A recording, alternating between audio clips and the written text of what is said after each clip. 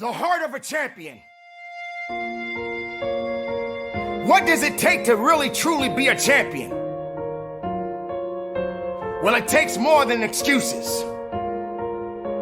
It takes more than just giving yourself a pass. There are only so many champions in the world. Now, Ironblood's gonna be able to pick And up true one. champions understand what dedication and hard work really is. True champions understand if you're gonna be a lion, you got to know what it means to go through the jungle. You can't pretend or fake it just to make it, to be a champion. When everybody else is sleeping, the champion is the one that wakes up. The champion gets up before the sun comes up. The champion is the one that never lets the sun catch them sleeping. There will become a time when you have to realize that you got to put in the work and you got to understand that if you're going to do it, you better do it with the right attitude. Because attitude is what's going to take to get you to the level that you need to be and beyond it. Champions don't just come overnight. Champions have to grow. Champions have to work. Champions have to dig. Champions have to believe. Champions don't have time to wait around for something to happen on its own. What does it take to really truly be a champion? Welcome to the Amateur World League's Vanguard Major Championship Weekend. It begins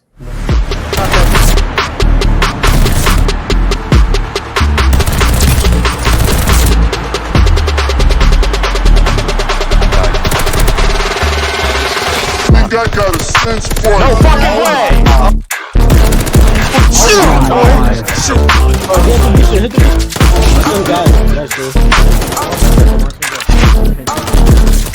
That got a sense for it. Straight.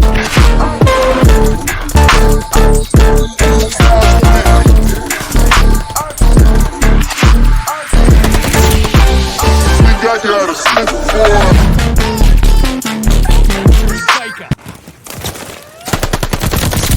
Nice, dude. That got a sense for it.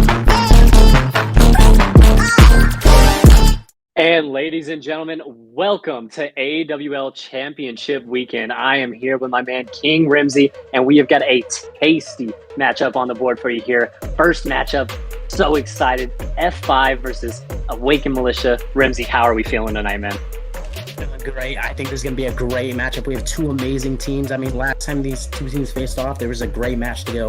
Now, getting into this, we have day one already set for you here. Lockout Gaming, Team Veer. I've seen the ending to this match. It's going to go ahead and be Team Veer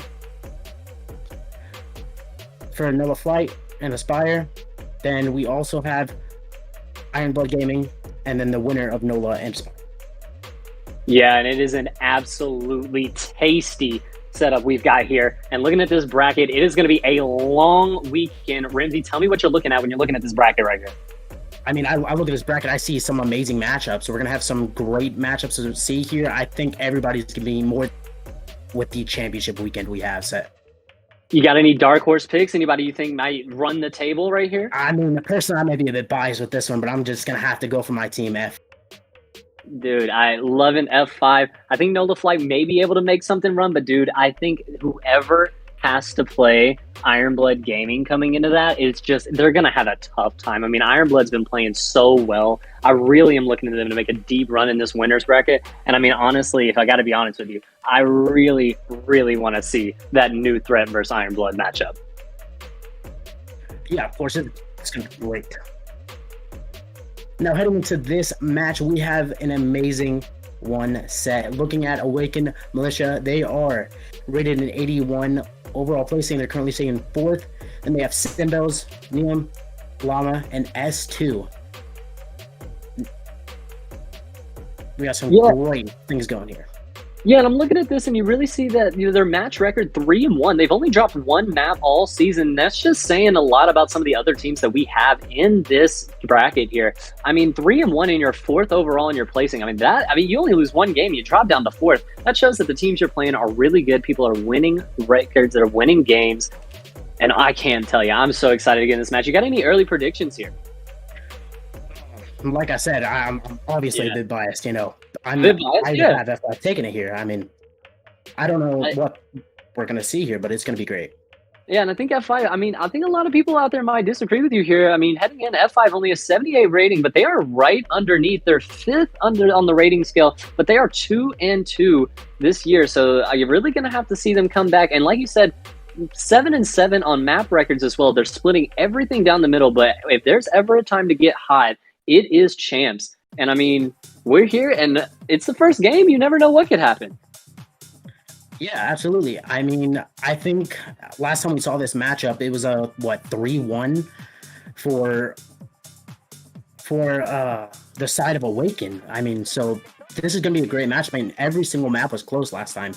I think what we have to see is we have to really see this F5 team step up. Yeah, I think what we're going to be looking at especially is players like Stewie on F5. Stewie and Mexi are really going to have to come out and show that they're here to play. And I mean, going against a team like Awaken and Militia, they've only dropped one game all season. And it's going to be a tough ask here for F5, but I am so excited to dig into our first match here at Champs. And it's going to be a tasty one. If I got to be honest with you, I gotta kind of lean against you here. I gotta lean with the side of Awaken Militia. And speaking of that, we're looking at our featured player of the match. It's going to be Neum here. He's playing the SMG role, 88 rating overall, and we are going to definitely look for him on Control. A 97 overall in Control, and a 90 on Hardpoint as well. So 2 90s on your respawns. If you're F5, you have to look to maybe steal away an S&D here, but that is going to be a tough ask coming up against Awaken Militia. Absolutely. I mean, last time we saw this matchup, the one map they did take was the Search and Destroy. Yeah. It's going to be great. I mean, we look at this map, so we got Tuscan, Bocage, Berlin, Tuscan. This is really, I mean, everyone's going to have to show out here for the side of F5. Yeah, and I'm looking at this, and like we said, if I feature the player, and like he's playing the SMG role, and this map set, those first two maps especially look to be in his favor. Heading on the Tuscan Hardpoint, I feel like Numi may be getting he might get a little twisted, you know. I think he's gonna find the openings. I think he's gonna find the back doors. I really think Awaken Militia is gonna be able to put this game away quick. If I'm gonna be honest with you, I think Awaken Militia, if they can come out strong here, might get a 3-0. I don't mean to go. I don't mean to go against you. Yeah, I don't mean to go against your team. You know what I'm saying? But Awaken Militia has looked good this year. No, they really have. Like, I have to give it to them. They've been doing great all season long. I mean, like we said, dropped one with some of these great teams here. Like, it's gonna be a great one to watch. Yeah, and I'm so excited. Tuscan Hardpoint gonna be coming up first. F5 versus Awaken Militia. So excited to get into this one. First matchup here at AWL Championship Weekend. And I mean, if you got any other picks this season, man, that you might think that they might be able to run the table? A team that maybe be on the outside. If I'm looking from the outside, I have to say that ESG team is really, really good. I mean, Rep is a personal favorite of mine. Yeah, and I think with looking at this, we do see that, like, these first matchups, I think teams could come out and be maybe a little lackluster. I mean, you see the bracket, you see that there's a possibility at a long winner's run. But like you said, you do not want to be in the loser's bracket. Well, you do not want to lose your first match and immediately be put on that elimination scale. You do not want to have your second match of the tournament be the one that sends you home. Yeah, I think you have a great point there. I mean, I think these first matches are going to be some of the most instrumental ones, like here. I mean, dropping into losers right now could be, make or break for most teams. Yeah, and then you also have to look at, too, if you're one of those teams that, like we said, remember when we were talking about, hey, guys, these placement matches are important. I mean, they really were. You see that Nola Flight game with, like, against, I think it's Aspire. If whoever wins that game, yeah, Nola Flight versus Aspire, they're going to have to play Ironblood Gaming. And that's just not who you want to run into, especially you come off a win. You're like, hey, we're feeling good. And then you immediately have to run into Ironblood Gaming. That's why those placement matches mattered so much And really looking at it now, I mean, and that's another thing in the top lockout versus Team Veer. We already saw how that one is. Team Veer got the win, but they're going to run right into a hot new threat team. Hasn't dropped a game all season, barely lost a map. I mean, those placement matches are a lot more important than, I think some teams may have thought. Yeah, absolutely. I mean, these placements, I mean, they set up your chance for you. I mean, look, there's some great teams. Like, I'm not going to knock any teams, like, down a step. But this was definitely, like, instrumental, whether they, like, won those maps or not. I mean, it all comes into play right here. And it really does. And everything comes down to this. All of the regular season is over. We are here. It's AWL Championship weekend. I mean, man, I cannot be more excited. Let me tell you. I mean, this is going to be great. I think that there's a lot of teams that are really going to come and give their all. And I know, the fans are going to show out. It's going to be great, man. I'm really excited to dive into this match. Yeah, it's definitely going to be a fun one for everyone. I think all the teams are hyped for this. I mean, it's going to be great. I think we are just got the word. We are about to get into this match. Going to be heading Tuscan Hardpoint Game 1 between F5 and Awaken Militia. And I'm ready to get right into this, man. It is going to be great. I mean, do you think F5 is going to be able to take one here and maybe steal the first map of them, get a little confidence? I think it's a really big map, honestly. No, I think this first map is going to be instrumental in just how the rest of this goes. I mean, that Tuscan Hardpoint is going to be a big one. The Bocage Search and Destroy. I mean, it's definitely going to be where you need your SMGs to step up a bit here. Yeah, and like you said, like if F5 has any chance of sending this to a Game 5 to win an S&D, they are going to have to look to steal a respawn off of a team that has been dominant at respawns. And we are going to go to a quick ad break here, but when we come back, we're going to be heading into map 1 between Awaken Militia and F5. Oh, yeah, it's GG's. He's gonna be heading that right now. Yeah! Even better.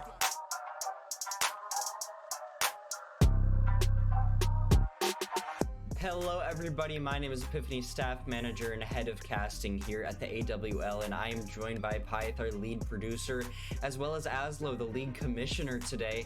I'm curious how you guys are doing, and if you guys could just go around and just say, of course, how you're doing and what you represent here at AWL, then that'd be great.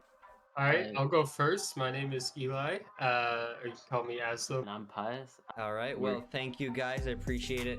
First question, obviously either of you can answer it, as was the goal of forming the AWL. Why did you decide to make it in the first place? AWL was born of the idea of creating a sort of premium amateur experience that's similar to the Pro League.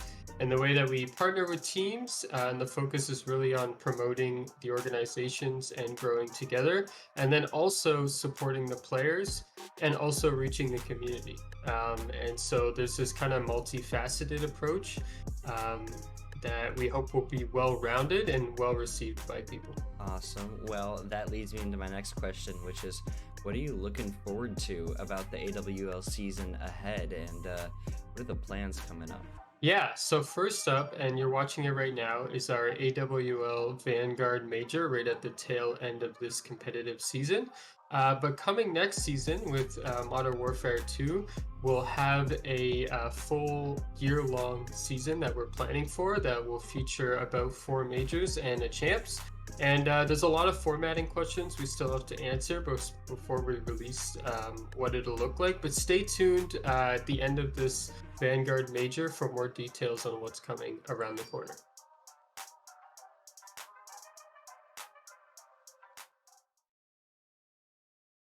And welcome back to the AWL Championship weekend. And I mean, we're here and we're waiting on just a few more technical difficulties, but we will be starting on the way shortly.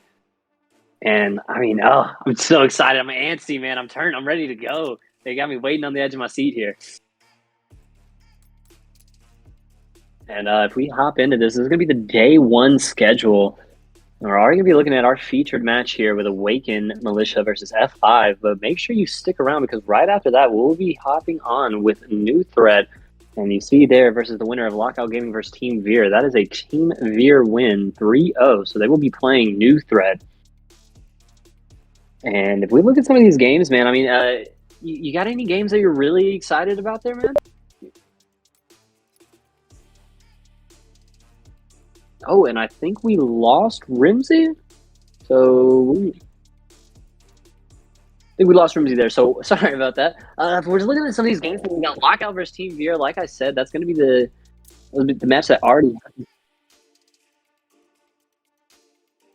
And it looks like we are going to be underway now, heading into Tuscan Hardpoint.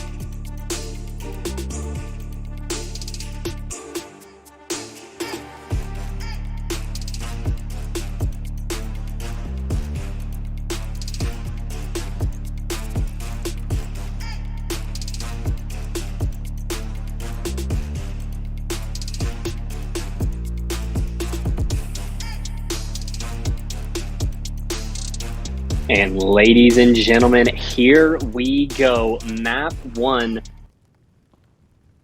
Tuscan Hardpoint. And this is going to be an absolute doozy, ladies and gentlemen. We have Awakened Militia going up against F5.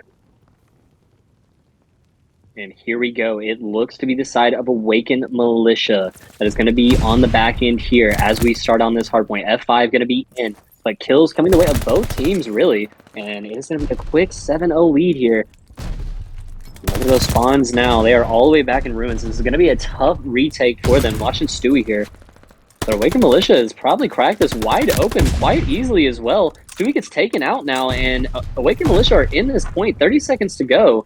And the kills are through, so they will be able to get some good uncontested time here. See Neum, our featured player of the game, already starting out 3-1. Absolutely excellent for him, but here comes F5. Mexi getting a little two-piece there for himself. But Awakened Militia are still not off at this point, and rotations are going to have to come in for P2. Awaken is there now, and they're holding off these even spawns to P5. Mexi gets 1 kill on Old, but it is 24 to about 16-17, albeit about a 10-point lead here. Heading into New. It's just P2, but the kills are coming through for Awakened Militia, and it is easily. So far, Zeno gets a nice little kill. He's feeling himself. And the whole side of Awakened Militia really starting this game off flying. But here comes F5. Tobin gets him the one, and now kills coming through for them. F5 in. S2 looking to cook a nade here, throwing it on point. Not going to land for him. It is contested all the way right now. 31-28, hard for them. And no one on this point right now, 31-28. It is tough right now to get in the hill. This is a really contested game. Hopping on with Llama here. He's 6-3 to his name. Can he get these kills? Awakened Militia finally seems to be getting a little bit of time off of this. But Llama's going to go down, but Wade gets 2 more. The Mexi's going to hop on this Old, and will be Awakened Militia to get those rotations in here to New. Because F5 does take the lead, but only barely. Zeno wakes outside P5. I don't think they'll expect him here. This is going to be good kills for him, but oh! He wins the gunfight, but just barely. 3 kills in the feed now. But right back, 2 more come in for F5, and Awaken still holding this hard point for now. Tobin looking to stun under. Hopping on with gunplay here. 2 kills come through the way of Awaken. They are getting the kills right now on the hardpoint. It is excellent for them. This is excellent time for Awakened Militia right here. 68-43 lead. But as the push comes through for F5, and it will be dealt with, but not for long. Gunplay comes in. Gunplay goes down, though. Hopping on with Neum. Can Neum get 1 more? Yes, he can. Neum looking to add 1 more to his name there. Cannot get the kill. But 10 seconds left on Old. And again, Awakened Militia has been winning the rotations. 73-52 right now for them. As the Old scrap goes the way of F5. Neum goes down. And Awaken getting the kills, though, that they need. It has been just enough. It has been close, but they have to get the final 1 or 2 kill that really matters to get them excruciating time off this hard point. But all of F5 is here in ruins, but they are getting toasted right now. Llama comes in and gets another. Oh, but in the back right now, Llama gonna have to win this fight. Oh, I don't think he knows where he is, but they do. The help comes in, and Awaken deals with another push from F5, and this is good time for them, taking about a 50-point lead. Hopping on with Mexi. Two people coming through top church, but they are dealt with. Llama gets a nice two-piece. Llama 2K times to his name. And now Awaken has blown this game open. 117 to 58 rotations in on New.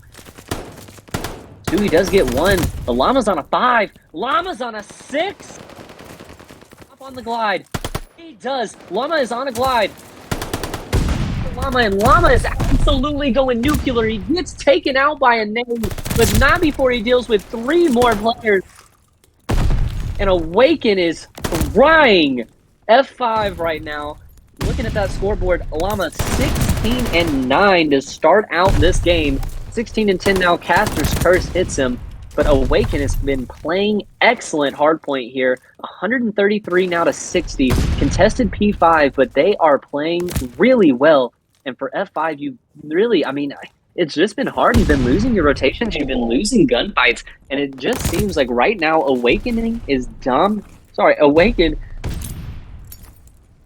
asserting their dominance on this map. S2 going to get one more to his name there as they hold the rest of this scrap. It will be almost a 100-point lead heading into this second set of rotations, an almost perfect set of rotations if you're Awaken here. S2, not even really realizing him. If you look at him, 16-6, 17-6, and he is on a 5. I was about to say, how is he not on streaks? He's on a 5-piece himself. He does go down. Caster's Curse, like I said, gets another. But Awaken is playing absolute beautiful hardpoint right here. Hopping on with Gunplay, he'll get one. I don't think he'll expect this second. He won't, and he will go down to Neum. 30 seconds left in this hardpoint, but F5 is having trouble getting in. The glide called in. And it is great holds here. If you're Awaken Militia, and like I point out here, I'd like to point out that they don't necessarily have to get a lot of time. It's more about just holding them off of this hardpoint. If they at least can just hold them off, bleed out this game clock a little bit, they have a 100-point advantage right now heading into this P2 on the second set of rotations. Llama's going to get himself another one. They're in the back already, and this is just perfect from Awaken Militia. They get one more. If they clear out this player, it'll be over. Will he read this? He will. Awaken takes them all out. Llama shooting bodies. Get taken out, but Llama is absolutely letting them know right now. 172 to 94, and it looks like F5, I was about to say, might just cross the 100-point threshold, but they will not just yet. Explosions all around Stewie. He won't be able to find the kill, and Awaken Militia is putting F5 in their place. 183 to 95. Llama gets one more. 21-14 from him. S2's 21-10, Neum 21-17, and Cino's not far behind him with 19-20, but he's been playing well. Don't let the stat line fool you. This Awaken Militia team is absolutely frying right now. Yeah, and if you're the team of F5, you need to start getting in there now. You need to make some great holds on this next point here. I mean, everybody just seems to be struggling a bit. I mean, Gunplay stepping up with the team, but you need to see some big things at F5. Gunplay gonna come up with 2. Can he come up with a 3rd? Only time will tell. Neum does take out Mexi. Stewie taking out Neum, getting a trade on that one. S2. Gunplay does come up with the S2 on that one. F5 starting to bring it back 120 to 200. Now they just need to make some good holds here. 26 seconds left on this point. We have all 4 players, but Awaken Militia here ready to break on now. They're going to take the player out on the point. The one in fire, can he come up with kill? It does not seem so. Neum and Awaken Militia are on point. Well, 12 seconds left on this point. I think F5 needs to start rotating now. Like, they need to set up for this next point. Yeah, they should have rotated a lot earlier, and we're going to welcome back King Rimsey there. From the depths of despair there for a second. We thought we lost you. No. They can never keep me out of this one. It's a great match we're having here. Yeah, I can never keep him out of AWL Championship weekend. But we're hopping on with Mexi here. 16-7. I gotta pick that up, but he's gonna go down. And I don't, you've been having a little bit of difficulty, but your F5 team is getting demolished right now. They've made a little bit of a comeback. but it just seems like Awakened Militia has just controlled the map. They've controlled the rotations, and they are playing excellent hardpoint right now. Trades all around. Llama with a 3-piece, and it is looking good. If you are an Awakened Militia fan, they can win it actually on this hardpoint right here. If they hold the rest of this, I believe they got it. Contest comes in.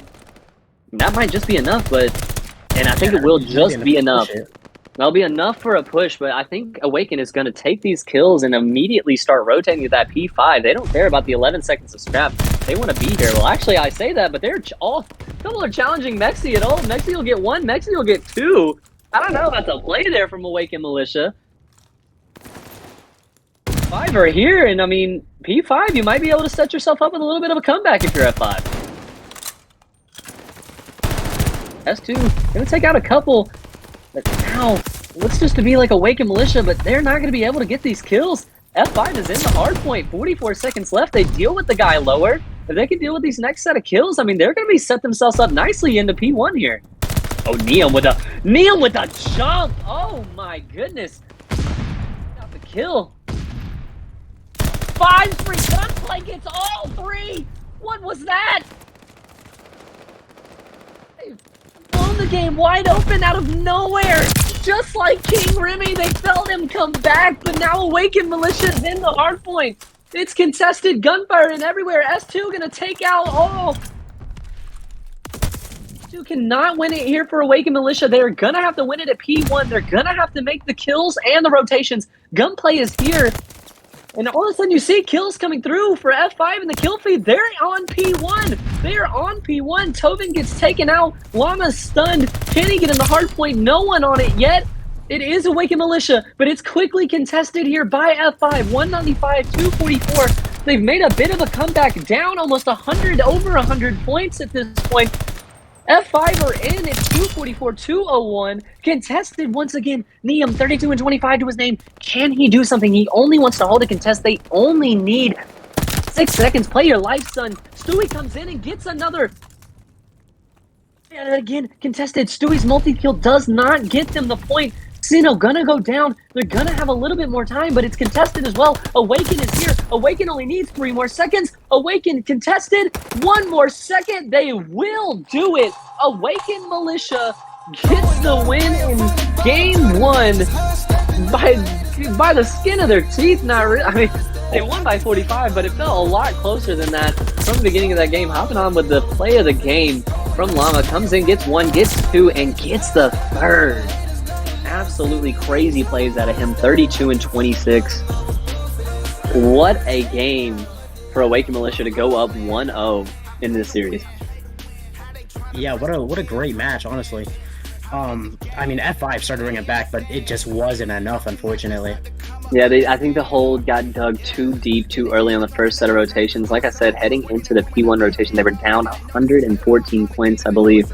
Hold just too deep to get them out of, but they started playing really good hardpoint there, and maybe a sign of life heading into this S&D. I mean, you steal this S&D off of them, you're feeling good. It'll be 1-1 heading into the control, and like we said, S&D is where F5 is going to look to steal a map. And if they can steal a map, Berlin does get very mixy, especially on control. And that didn't look like bad hardpoint there at the end from F5. They played very well for being down as much as they were to the close to the end of the match.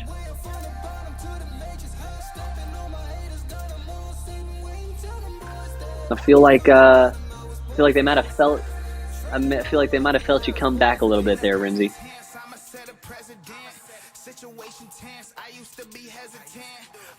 And it looks like we've lost Rimsey again. It looks like he's having some technical difficulties over there. All good though.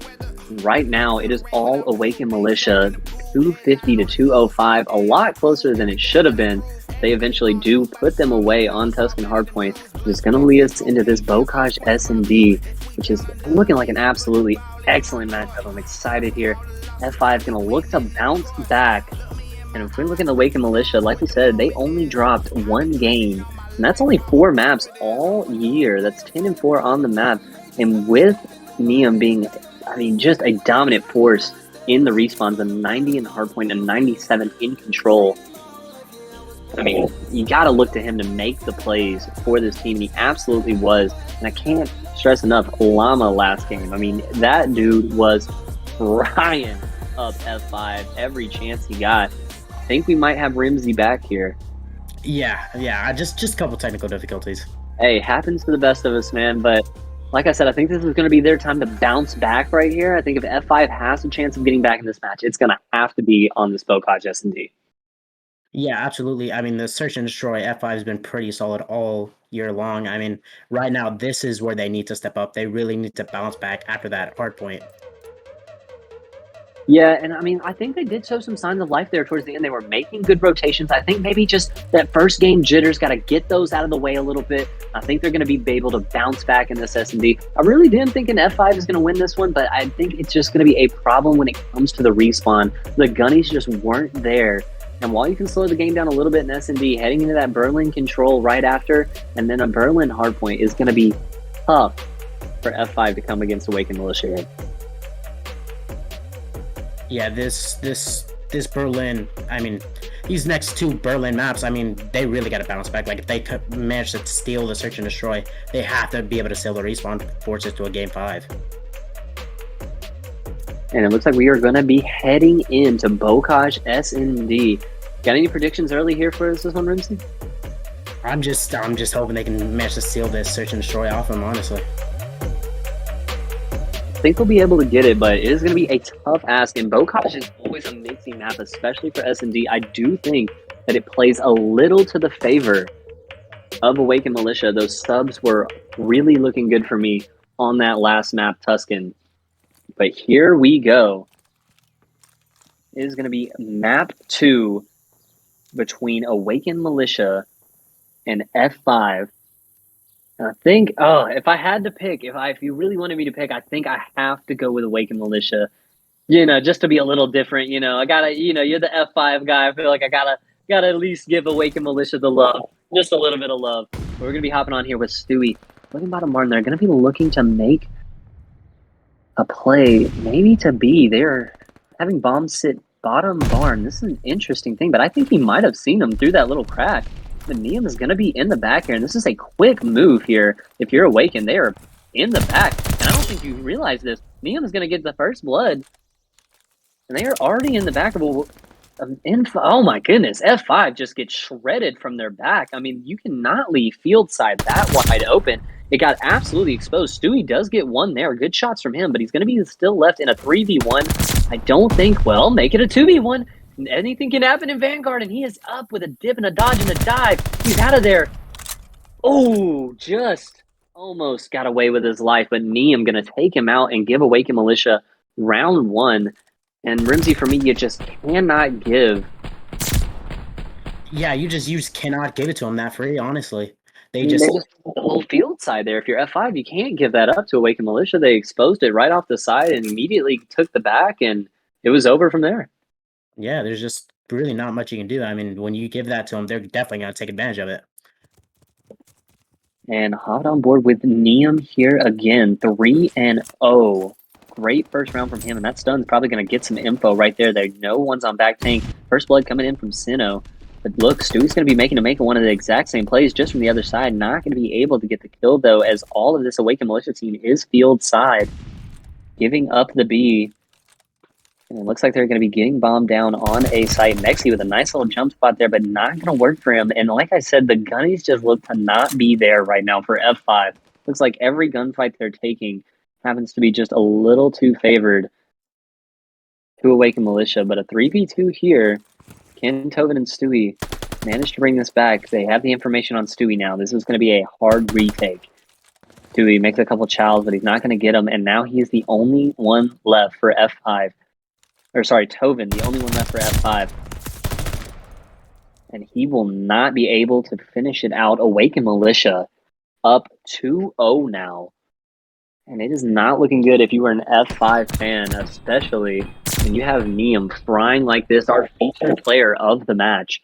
And I believe he started off, I think he is 5-0, one off of streaks.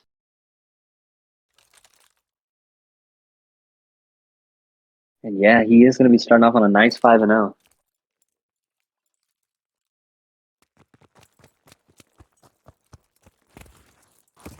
And it looks like we are going to lose Rimsey again there, but Neum starting out with 5-0. It's going to be a big streaks for him, but he's going to get taken off of those immediately here. And that's the first sign of life you've shown in this S&D if you are F5. 3-2 coming up from Stewie. A heroic effort for him so far. He's going to get one more to the name. Can he add another? He's made it a 3v2, but with Llama coming in the back, Llama gets one. Oh, they don't reach out. They don't reach out. Stewie, excuse me, might have one for free. They leave it all onto Llama in the 1v2. Gonna be hard. Stewie does see him. Not gonna be able to get the kill, though. Gonna try to get the pre-read on him. He does, and Stewie read him like he's reading a book. 2-1.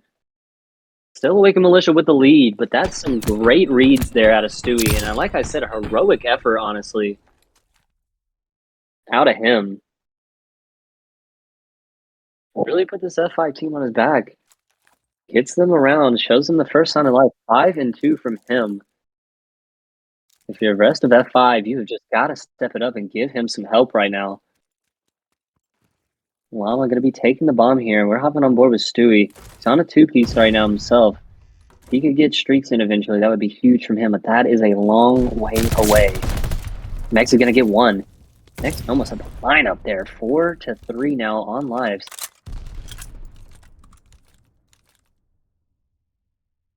And it has been a slow down play here. Both teams kind of in a standstill right now. Bomb down in water. Tough break there. If you're Awakened Militia, this is a tough round to get back. F5 is watching this bomb like a hawk. They are playing some great S&D here in this round 4. And they're going to need it if they want to bounce back. It's a big difference between 2-2 and 3-1 right now. But I don't think they're going to expect number 6 here. Sinnoh gets a huge play. You have to be looking for that.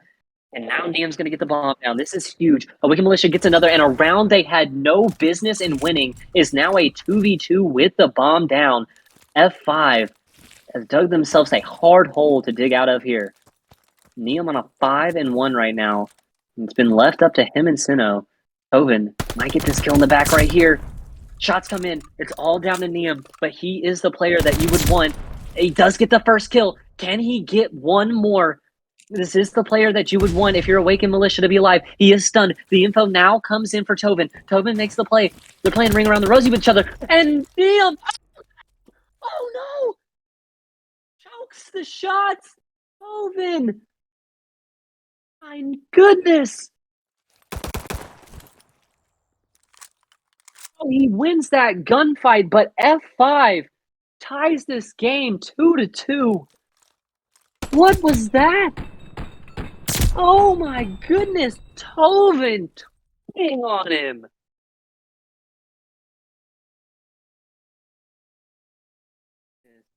Oh my gosh. Tovin winning F5 a pivotal round. And I cannot believe that right now. That kill from Tovin is out of this world. 2-2 here. Stewie is going to go down, and they are going to know that all of them are B. Llama comes in. Oh my gosh. Llama gets 2. But now it's all down to Tovin. And like I said, might be the guy you want alive. He's feeling it after that turn on. Challenge everything he can, but he's not going to be able to win that one. Awakened Militia takes the round, bounces back. 3-2. And just a little score update for you guys. Nova Flight is up 2-0 right now on Aspire. Big win for them, I think, as the winner is going to run into Iron Blood Gaming. Big matchup there in round 2 of winners, if Nola makes up. Hello. What's going on, Matt? I'm coming in place of Remzi for now. How's it going? How are we liking this game so far? Man, I'm loving it. I was about to say I was feeling a little lonely out here, man. Felt like I was lost out in space, but man, it's been a good one so far. Gotta look to Llama to make that kill, but he's not gonna get it. On to Stewie right now. We'll have to see what Cino's able to do with this bomb. Those have been some really great rounds from both sides, honestly, and F5 is keeping it close in the S&D, absolutely. Yeah, F5, really big move from them last couple rounds. I mean, they were down 2-0 starting out, wins 2 more rounds. But Awakened Militia took the last one and get it up to 3-2. right now they're in a 3v4. And this is the kind of round you'd expect from F5 to be able to pull off. They're up 1 life. They're on the defense and make that another life gone. And it'll all be left up to C now. Let's see if he's able to do it. Not able to. And F5, that is a dominant defensive round on Bocage. Yeah, and a big round coming in from F5, and a round that they honestly need if they are going to win this series. Like we said earlier, they were going to have to steal these S&Ds away. And then right now, it looks like they're doing a pretty good job. 3-3, long road ahead of them, but they are doing what needs to be done. But you have to look at Gunplay right now on the donut. You've got to see more out of him if you're F5. Well, he does have the bomb. Let's see if he's able to put it down this time. Maybe get a few points there on the board for his team. And, you know, S&D truly is a team effort, baiting, everything like that. It's all part of it, so whatever needs to get done. Yeah. Tobin gets the first blood, and he's going to be looking at these stairs. I don't think he's going to expect one, though, to be to the right there. That is a weird spot playing from Llama. Llama's going to come out the back door. I think he should have stayed there, in my honest opinion. But Tobin, 7-4 right now to his name. And, ooh, S2, tough gunfight coming up for him. Gunplay does get his first kill on the board. Looking to maybe add one more, and it is all down to Sinnoh. Again. And just like that, F5 has strung together a nice couple rounds, starting down 2-0. Sinnoh gets one. You can't count him out just yet. Bomb does go down. Oh, and he read it. He knew one was coming, and the COD timing gets him. 4-3 now for F5, and that is 4-1 in the last 5 rounds. That is actually huge from F5 right now. Going down 2-0, I'm going to be honest, I kind of dismissed them. I thought we lost the hard point, down 2-0 in S&D. I kind of dismissed them, but F5 has made a good little string of rounds here to bring it to 4-3, and they win this one, and they would have it on game point. Yeah, absolutely. You know what my theory is that Remzi, he left us in a casting booth to go pump up his players. He gave them a big speech, and now F5 are turning around. That's my go-to theory right now. Yeah, I was about to say he has one of the F5 players in his house for them. I think he might have had to hop off the Wi-Fi to maybe give his team a little bit more bandwidth, because ever since Remzi's doing whatever he can right now to get F5 this win, but 4-3. Neum gonna be on the pick.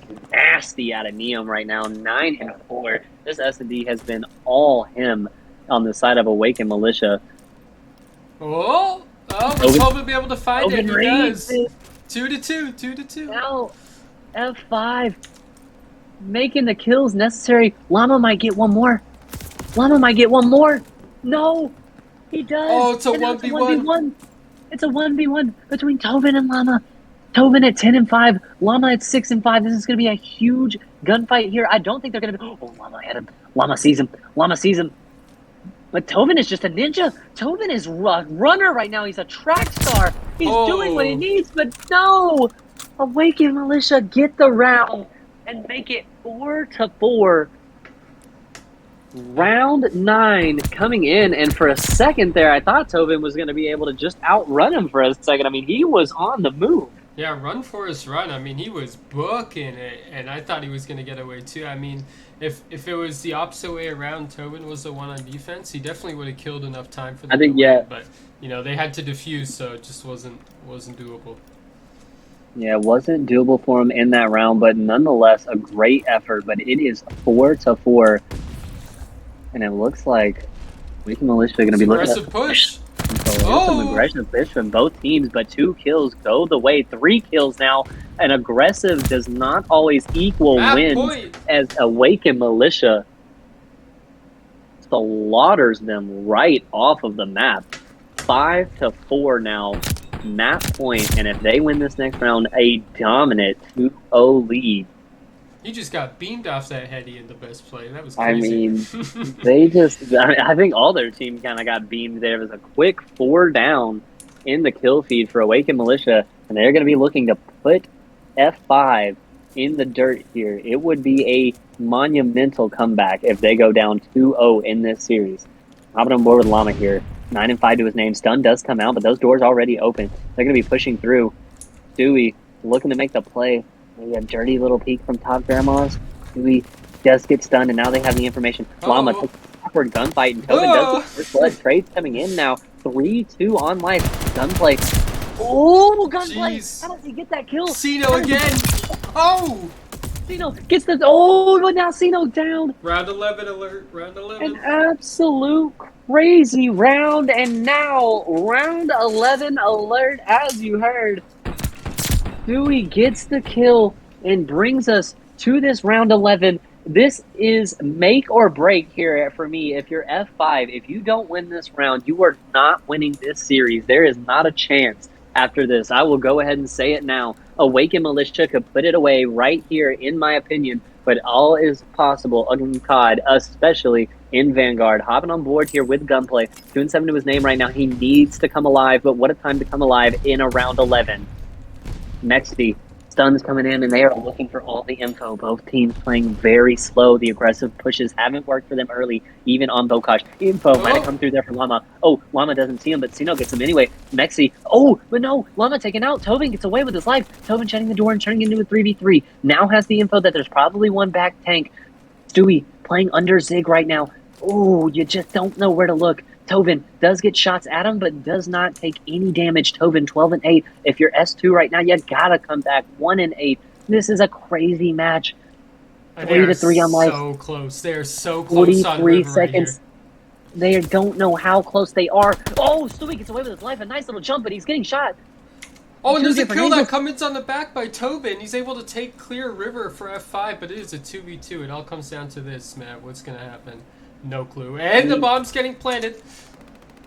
And it's everywhere. Stewie, the last alive. He's got to make it happen for F5. The bomb is planted. Sino does not get the kill. It's a 1v1. It's Stewie in a 1v1 versus S2. And S2 gets everyone clutch. to come alive. S2, he only had one kill through the entire game, and he comes alive. 2 kills in the last round, and what did I say? It doesn't matter how you start. It matters how you finish. Shoot the bodies. Let them know. Round 11 goes the way of Awaken Militia. And oh my goodness, F5 had it. I thought they were going to do it. I'm not going to lie. I saw S2 as the last one alive, and I thought that Mexi could do it, but he just can't. S2 playing the perfect angles right there. Gets the kill, and Awaken Militia takes a dominant 2-0 lead over F5 Esports. It is going to be a long uphill battle for F5 now, heading into another respawn. You don't take the map that you wanted to take, and now it has put you in a hole.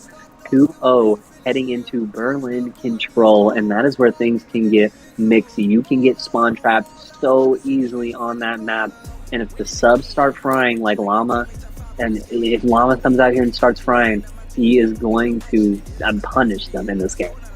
Yeah, absolutely. You know what? I had some hope for F5 there. Like you said, I thought this is one of the maps that they just had to win to be able to close it out and come close to winning this series as a whole. But, you know, they aren't able to finish it despite some heroic efforts, I would say, from certain F5 players. And unfortunately for them, we're headed to a Berlin, like you said, where I think Awaken Militia's superior firepower will definitely come into play. And have to see how it goes. I do want to check in. Maybe Remzi is back now. Not really sure what the. Yeah, all the technical difficulties, you know. Are you back? Remzi, are you here? We are. Yeah, he's here. Okay. I thought you were just out there pumping up F5 for a second. No, man. I mean that would have been nice. I mean, unfortunately, it didn't go the way I would have liked, but Yeah, I was about to say that. I think they might have needed you, man. We might have to. I think Remzi might need to go make a few plays right now. F5 down 2-0. Your boys. What can you say? What are you looking for them to do here coming into this control?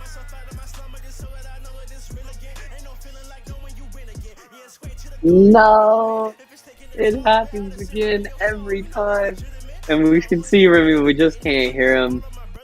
Gonna lose Remy one more time. And just hoping that I'm hoping just like F5, also Remy could come back to us.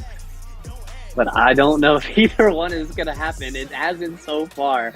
F5, along with their guy, have not been here. And it is just looking, and I'm going to be honest, it's just looking like too much dominance on the side from Awaken Militia. They've only dropped one game all year only 4 maps now all year. They're 12-4 map count, and if they win this, they'll be 4-1 on the year, heading into second round winners. And that's, I mean, you can't help for more. I mean, they're playing out of their mind right now. And if you're Awakened Militia, you want to come out and get this 3-0 right here. You don't want to play with your food here if you're Awakened Militia. We've seen F5 make some comebacks before, do some things, but I just don't know if it's going to be possible on this map.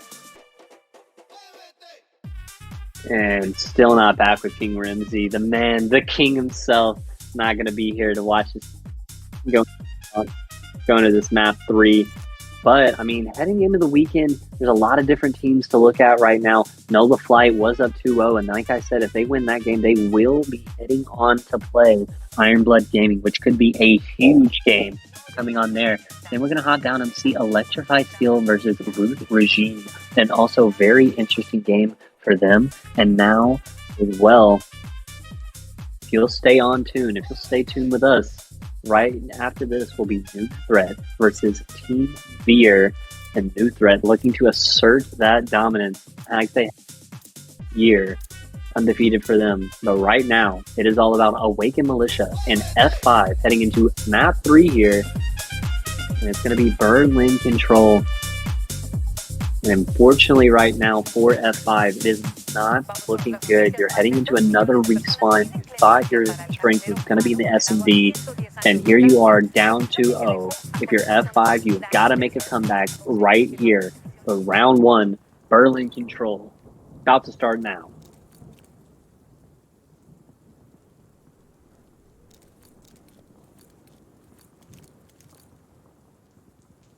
Looks like we're going to be hopping on board with Stewie first, and it is going to be F5 on the offensive side. And Stewie looks like he's going to be heading to a straight, maybe just a straight B play? No, he's going to go up mid here, but he's not maybe going to read this. There's going to be 2 clean kills, Neum and Llama getting 2 in the kill there. I almost said Neum and Liam. And looks like a team kill came in there. It's a wall bang on him. And it looks like already Awakened Militia is just flying at them. No respect right now from the side of Awakened Militia. And you already see Llama free for the B push. All right, and I'm back to cast with you for this map, at least until Ramsey is back, Matt. And I'm excited to see if F5 they're able to maybe get some time here, maybe get some of these zones. I expect probably a B capture, but it's going to be A that's tricky. And the last time these teams both played, it did come close on many of the maps, so maybe we can see it out of F5 here. Maybe they practice. I was told by Ramsey that they've been scrimming a lot, so if there's any time to turn around, it has to be now, right? This is the reverse sweep. If it's going to happen, it has to start here. So for now, though, Awakened Militia, like you said, just toying with their food. They are all over these points. The F5 can't seem to get them out until, you know, exactly when I say that. They are able to get a little bit of foothold over here on B. And the Caster's Curse strikes again. And Llama, nasty right there. But Stewie's going to come and clean him up. But Llama almost had all of them. And with 28 seconds left on the game clock, you are going to have to look to get a kick now onto B. Stewie gets one more. And Stewie, I got to say, the effort has been there. He's been looking, I think he's been let down a little bit by some of his teammates. But Stewie has been, every time I look at him, I feel like he's getting killed. Gunplay now might be able to get this B site clear, but Llama jumps in and gets one more, and they're going to clear the point right off Llama. Oh, playing behind a door. Oh. Nasty little spot, and he's going to come in and get another. Llama is up, down, all around. He's playing shoots and ladders right now. Tovin now looking for him, and they still can't find him. That they finally do. They take out Llama and Sino. Now they take Neum out as well. 3 dead in the feed, and that might be B cleared as Gunplay takes out all 3. Might be B. And it will come in, and they will now have 1:14, but immediately that clock starts ticking again, and you are right back to looking at that hard side A and a 4 life advantage. It's S2. S2! Oh my gosh! Absolutely disgusting right there from him. Yeah. Get some nice couple kills in the back, and that is going to separate the life advantage by a big margin here, 13-9. Well, an absolutely incredible team effort there by Awakened Militia to shut down the push towards A on the hallway there from F5. But F5, now they've learned their lesson. They've decided to go another route to get in the back potentially, and they do get some of the opening kills here. That's huge, Matt. They might be able to split up a little spawn trap here. Like I was saying, Berlin does get Mixie. It's really easy to get set up in a spawn trap. If they could set it up really nice here, they could trap Awakened Militia. But as 2 kills go down, they do have 2 people on the point, but Llama takes him out. And now it's all going to be left on to Stewie here. 11-5 in life. Stewie does get another nice kill, but they are all here for Awakened Militia. And with a 5 life advantage, 16 seconds, it's a big ask, but Stewie is on this point. And right now, you gotta be looking at where in the world is all... Sorry, mic cut out there. I was about to say, where is all of F5? Couldn't see them. They were all trapped in their spawn, and now the kills come in. It's all onto Tovin, all alone, a 6v1, and yeah, he is gonna go ahead and chalk this first round. Splashy. Yeah, does a little dive into the water there. I would have to rate the dive a 10, but I gotta be honest, the round rating for them would have to be a 1. Not what you wanted to see. They threw so many lives away at B, and it left them for not a lot of time and not a lot of lives to capture A. And Look, I gotta say, like, I feel like F5, they have the right idea. You can see them going and being patient and making sure they get every kill on their way. The communications are really good. You could just tell with the way that they're playing. But, you know what? I think it's the pure gunny, like you said, Matt. Like, Awakened Militia's just gunny. It's just too much for F5 right now. Yeah, and I think this F5 team has a lot of potential. They have a lot of talent on this roster. You can see the mind of them it's good. They have the mind to survive.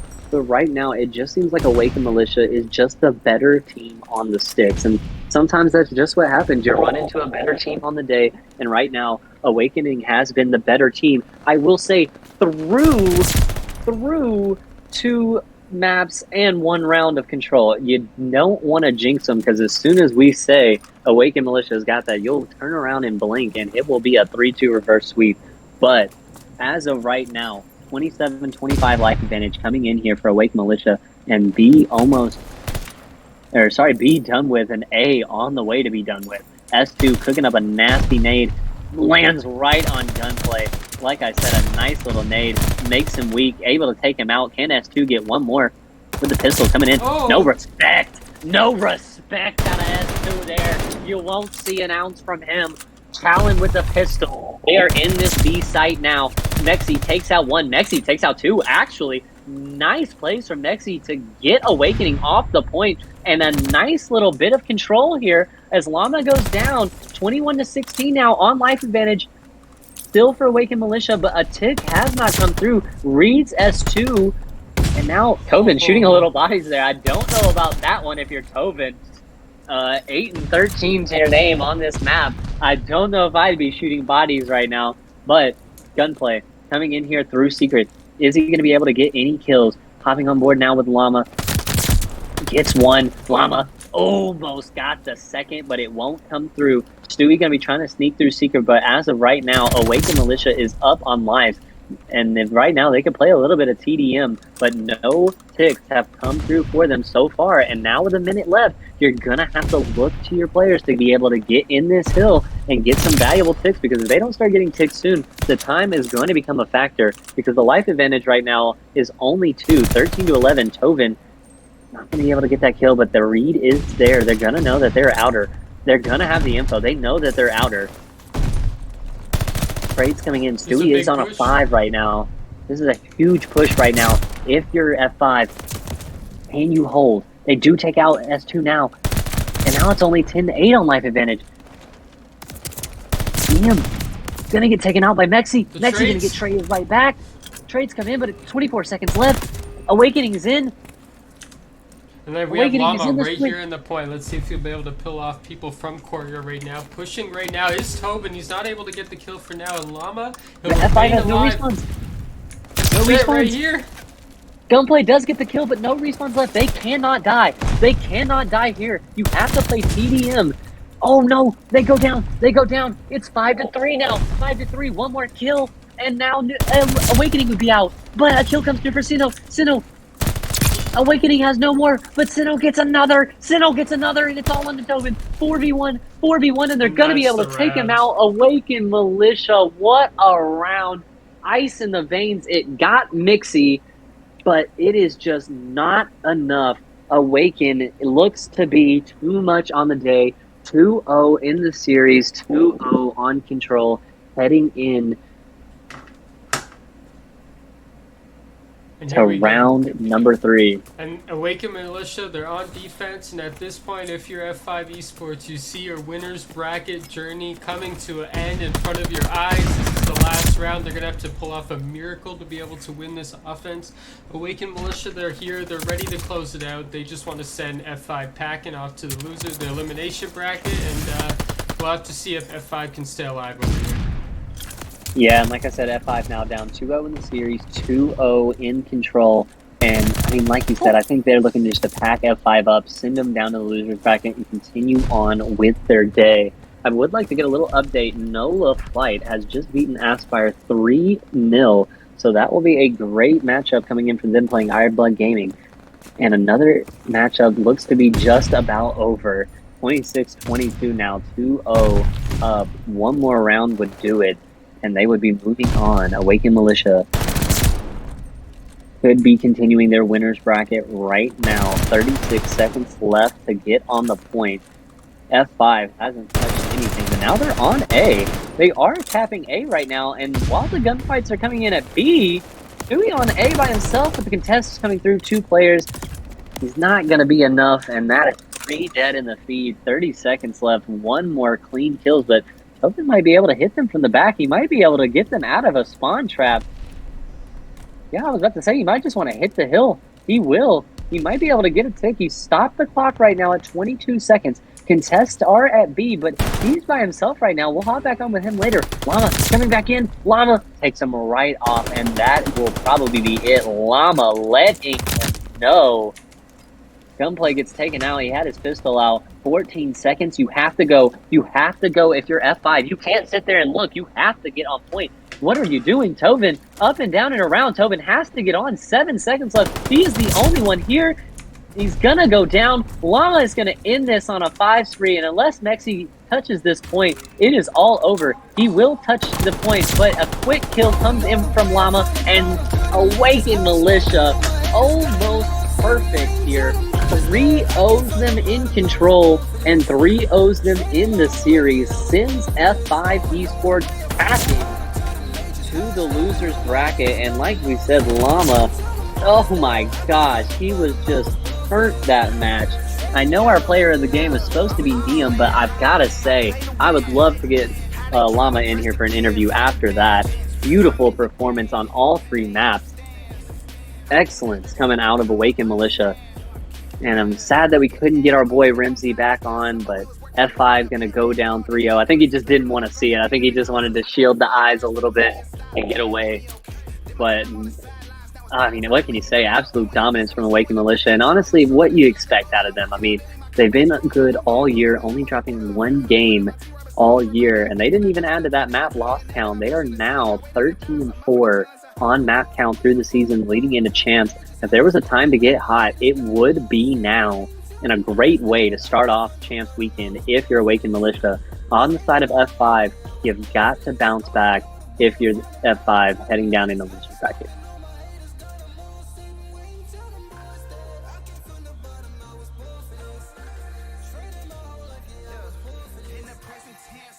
And it looks like we've got Llama in for the interview. Llama, how are we feeling after that win?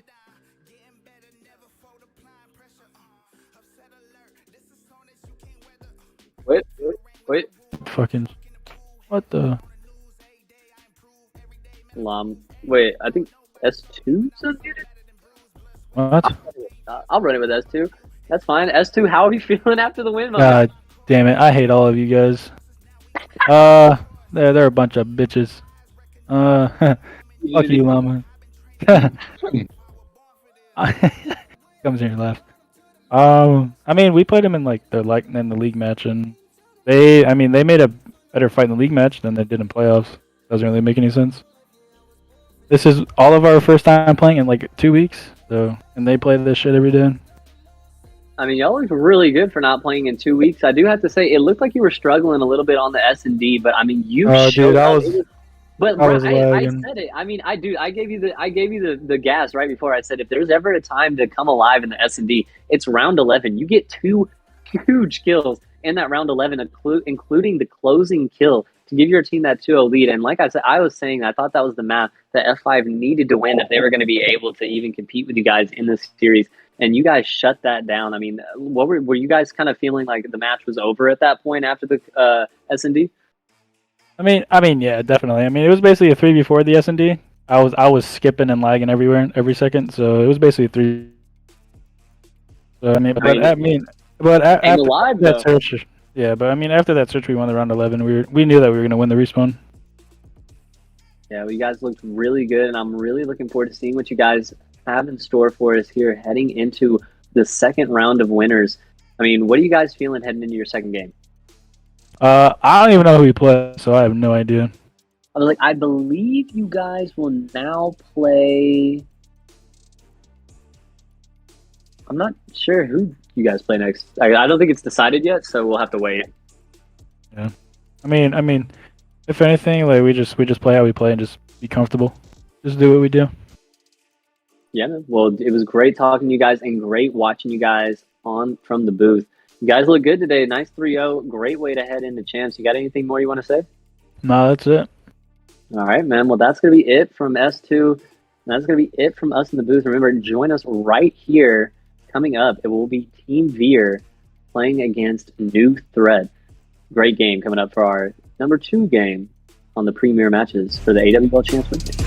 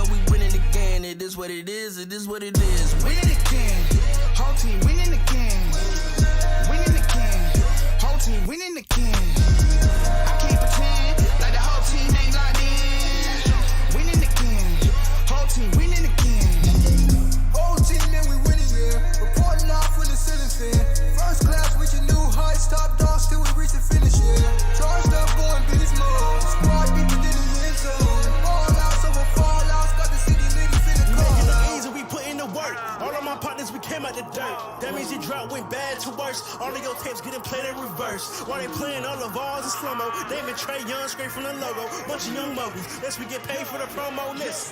It's a no-go. I had to wake myself out of my slumber just so that I know that it's real again. Ain't no feeling like knowing you win again. Yeah, it's straight to the goal. Ain't no middleman. If it's taking a toll, we're out of sit right in your soul. You know it's legitimate. And the only thing better than getting that chip is if all of my brothers are splitting it. I switch these lanes off Hamilton, still messed up like a prime rip Hamilton. Still learning and growing and better and slow and steady like a Maryland Terrapin. So we ball like experienced veterans. Name a team we ain't better than. Exactly. Don't add me. Cause the stats and the facts gon' back me. Yes, sir. Winning again. Whole team winning again. Winning again. Whole team winning again. I can't pretend like the whole team ain't locked in. Winning again. Whole team winning again.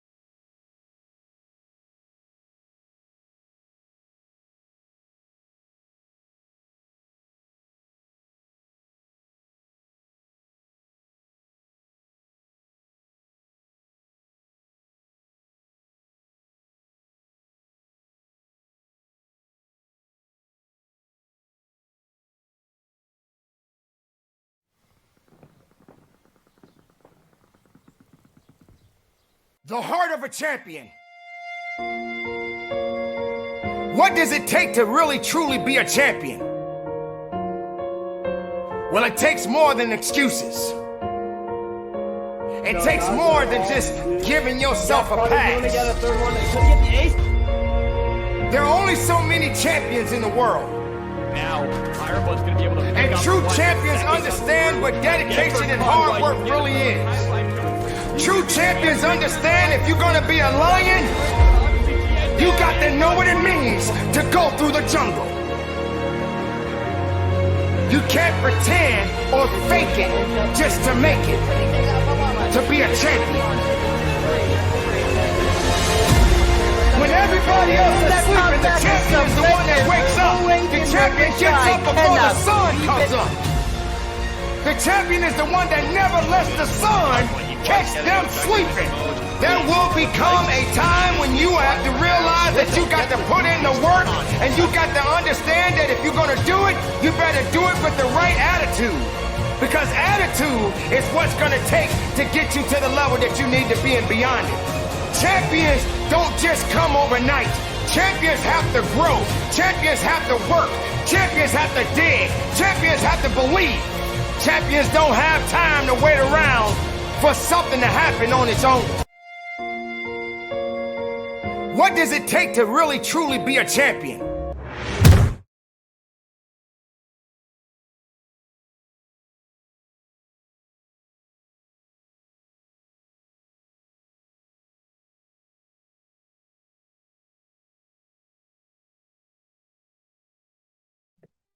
And ladies and gentlemen, welcome back to the AWL Championship Weekend Premier Mainstream. We've got another juicy matchup, our second of the night here on the mainstream. It is going to be Team Veer looking to pull off the upset against the all-dominant New Threat. I mean, they are looking so good this season, undefeated, #1 ranked seed, and they are looking to cement that in this first round of their winners. What could possibly be a long winner's run. And if they win this right here, they will be going on to challenge Awakened Militia, who did win in that 3-0. So that would be a huge game between New Threat and Awakened Militia. Oh my goodness, this bracket just looks so good. Earlier, Nola Flight beating Aspire 3-0, and we're going to be looking at that Team Veer versus Lockout Gaming. They did get the 3-0 disqualification win, so they are here to play New Threat, but they have not played a game today. So it's going to be very interesting to see what they can do against, a dominant New Threat team. We do want to take some time to notice, though, Team Veer did a complete roster wipe right before the season. So this is going to be a brand new roster. We're not going to know what to really expect coming out of Team Veer, and it's going to be exciting to see them coming into this. Champs Weekend, scrub your roster, come in with a brand new roster. This team is basically getting thrown into a tournament that they've never played in before. So it's going to be exciting for us to see them and exciting for them to play against some of these teams. And, head to head, we're looking at it. And, you got to be honest, New Threat just looks like all across the board. They have just got players that are the ones to watch. Two that we're definitely going to watch, Juju and Apex City, both 90 and 91 respectively. 9th overall for sorry about that. 9th overall.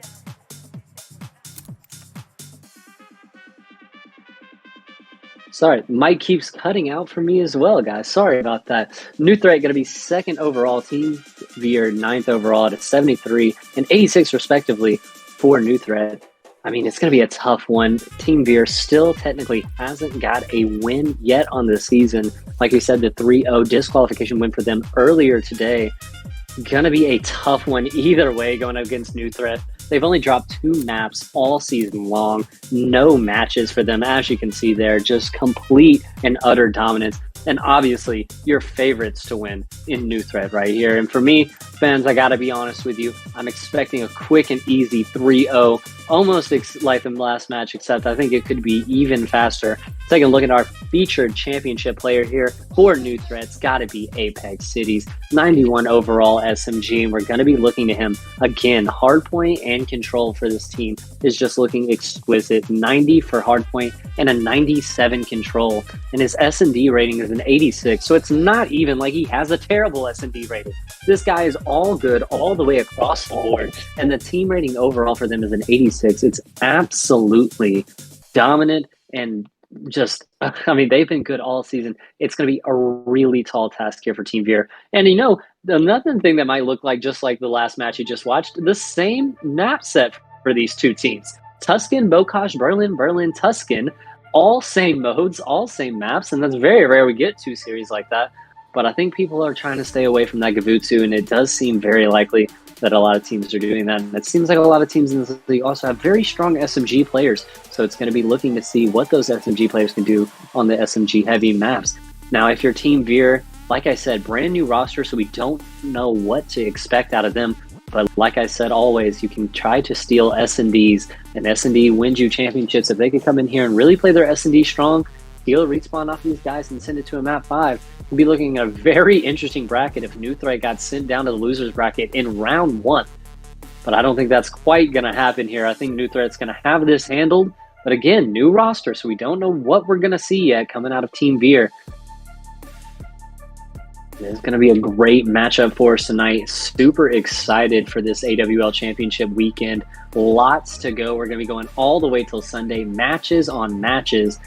And I got to say, a lot of teams coming out playing strong. Nulaflight getting the 3-0, like we said, over Aspire earlier today. They will be taking on Ironblood Gaming. And Awakening Militia taking out F5 Esports just a little bit ago on the mainstream. 3-0 as well. Been some quick up and down matches tonight. All 3-0, so we're going to be looking to one of these guys to really pull off the upset, or maybe just even get an upset map would like to be something we'd like to see. But New Threat coming into the day only losing 2 maps on the year on their regular season. And like we said earlier, these matches in the regular season were definitely important to seeding. Like we said, you didn't want to run into New Threat in round 1. But here you are, you got your disqualification win, and even if you got the win outright, it is still a tough ask to bring in New Threat round 1. Gonna be heading to Tuscan for our map 1 of for our map 1 of Hardpoint. Gonna be a very interesting way to see there if Team Veer can bring this back and really challenge New Threat on the respawn. And I think it's gonna be very hard for them. I think last match we just saw the kind of gunnies that Awakening Militia had, and New Threat has even better. And we're gonna see what they can do here. Yeah, and I think we are supposed to have Epiphany join us, but until he gets here, I'll come in and help you out here. And yeah, it should be a really good map set right here, same as the last one. Tuscan, Bokash, really quick, fast-paced maps that are speedy. That'll play well to New Threat. And I know one of the vetoes, we don't have them up here because it was very at the last minute, but one of the vetoes from Veer was to veto Bokash, and I know that, I think it was Juju, expressed some disappointment in that one. Obviously Bokash, that's been a good map for the fast-paced team from New Threat, and we'll kind of take a look over here, Matt, at their season as a whole. They are the second rated team, but and it's the only instance where the rating doesn't match their placing. So they're second rated, but they have come first across the league and also their pool. 4-0, 12-2 map count, extremely dominant, and definitely favorites going into championship weekend at the AWL. And we'll take a look over at Team Veer, and that's sort of the opposite issue. We do have the old roster's numbers up here because this is what they played with throughout the whole season. They had an 0-4 match record, 12-2 map record, but now with the new teammates of Veer, I guess maybe we'll see a different result, Matt. Yeah, and I mean, I hope to see a little bit of a back and forth battle from Team Veer here, but I mean, we have nothing to go on except for the old roster. And the old roster did not show up well in any of their matches. And it's going to be a tough ask for them to go against this new Threat team. And like you said, with New Threat, I mean, there was just utter dominance all year. I mean, they have 2 of the top 10 ranked players in the league. And I think they're going to be able to showcase that tonight in our round 1 of winners. Going to be an exciting matchup here. I mean, what do you expect? Anything different here, Aslo? Anything other than a 3-0 from you here? I love to see if Team Beer is able to rip one off a new threat and maybe get in on the S&D. And this might be a sore point for people from the new threat team watching this, because S&D and new threat, they go hand in hand in terms of choking the S&Ds. New threat have choked, I think, a couple of record 3 round 11s in S&D, at least 2, possibly 3. So I think it's only. I will say, I think it's 2? only 2. I think they're. Only I 2? think they were 12-2 on their map count this year. Oh, So right, that right. would only. I mean, and like you those said, are round if they 11s. can get it round 11s, if it gets to round 11s, you could see a little bit of that that magic coming through for them. That they might have a little bit of trouble with that, and that may be where Team Beer can pull off an exploit. But I mean, if the weakness that you're looking for is to take them to a round 11 S&D, I mean, it's not like they have a lot of weaknesses right here. Stealing the hard point is going to be what they're going to look to. And right now, when I'm looking, or stealing a respawn in general, and I'm looking to the respawns and I'm seeing Tuscan hardpoint, Berlin Control, and Berlin hardpoint, it doesn't look like matches that would favor Team Beer unless they can get the ARs really set up and really get going. The gunnies that are going to be coming out of New Threat will be substantial. And I'm really going to be looking to them. I gotta say that it's almost like nothing favors Team Beer here. If you're new threat, you've really set a precedent of smoking teams, and that's just kind of what they do, right? Like that's how they've been this entire league. They're the Atlanta phase of the AWL. They are just insane. But you're right. I really don't think that this Team Beer, maybe they would want those longer range maps for them, and they were able to take Bokaj hardpoint off the table, which I think is great for their respawn chances if they have respawn chances. Yeah. I don't really know. I feel like the S&D is like the only thing where they really have a chance. I'm not really sure if they have a chance anywhere outside of that. Yeah, and I think S&D is just good for a lot of teams, especially at the lower level, because you can kind of slow that down. You don't have to rely on that gunny as much. But when Respawn gets into these levels, man, it can be tough to get past a team like New Threat. And I mean, I'm so excited to get into this match. It is going to be a great one.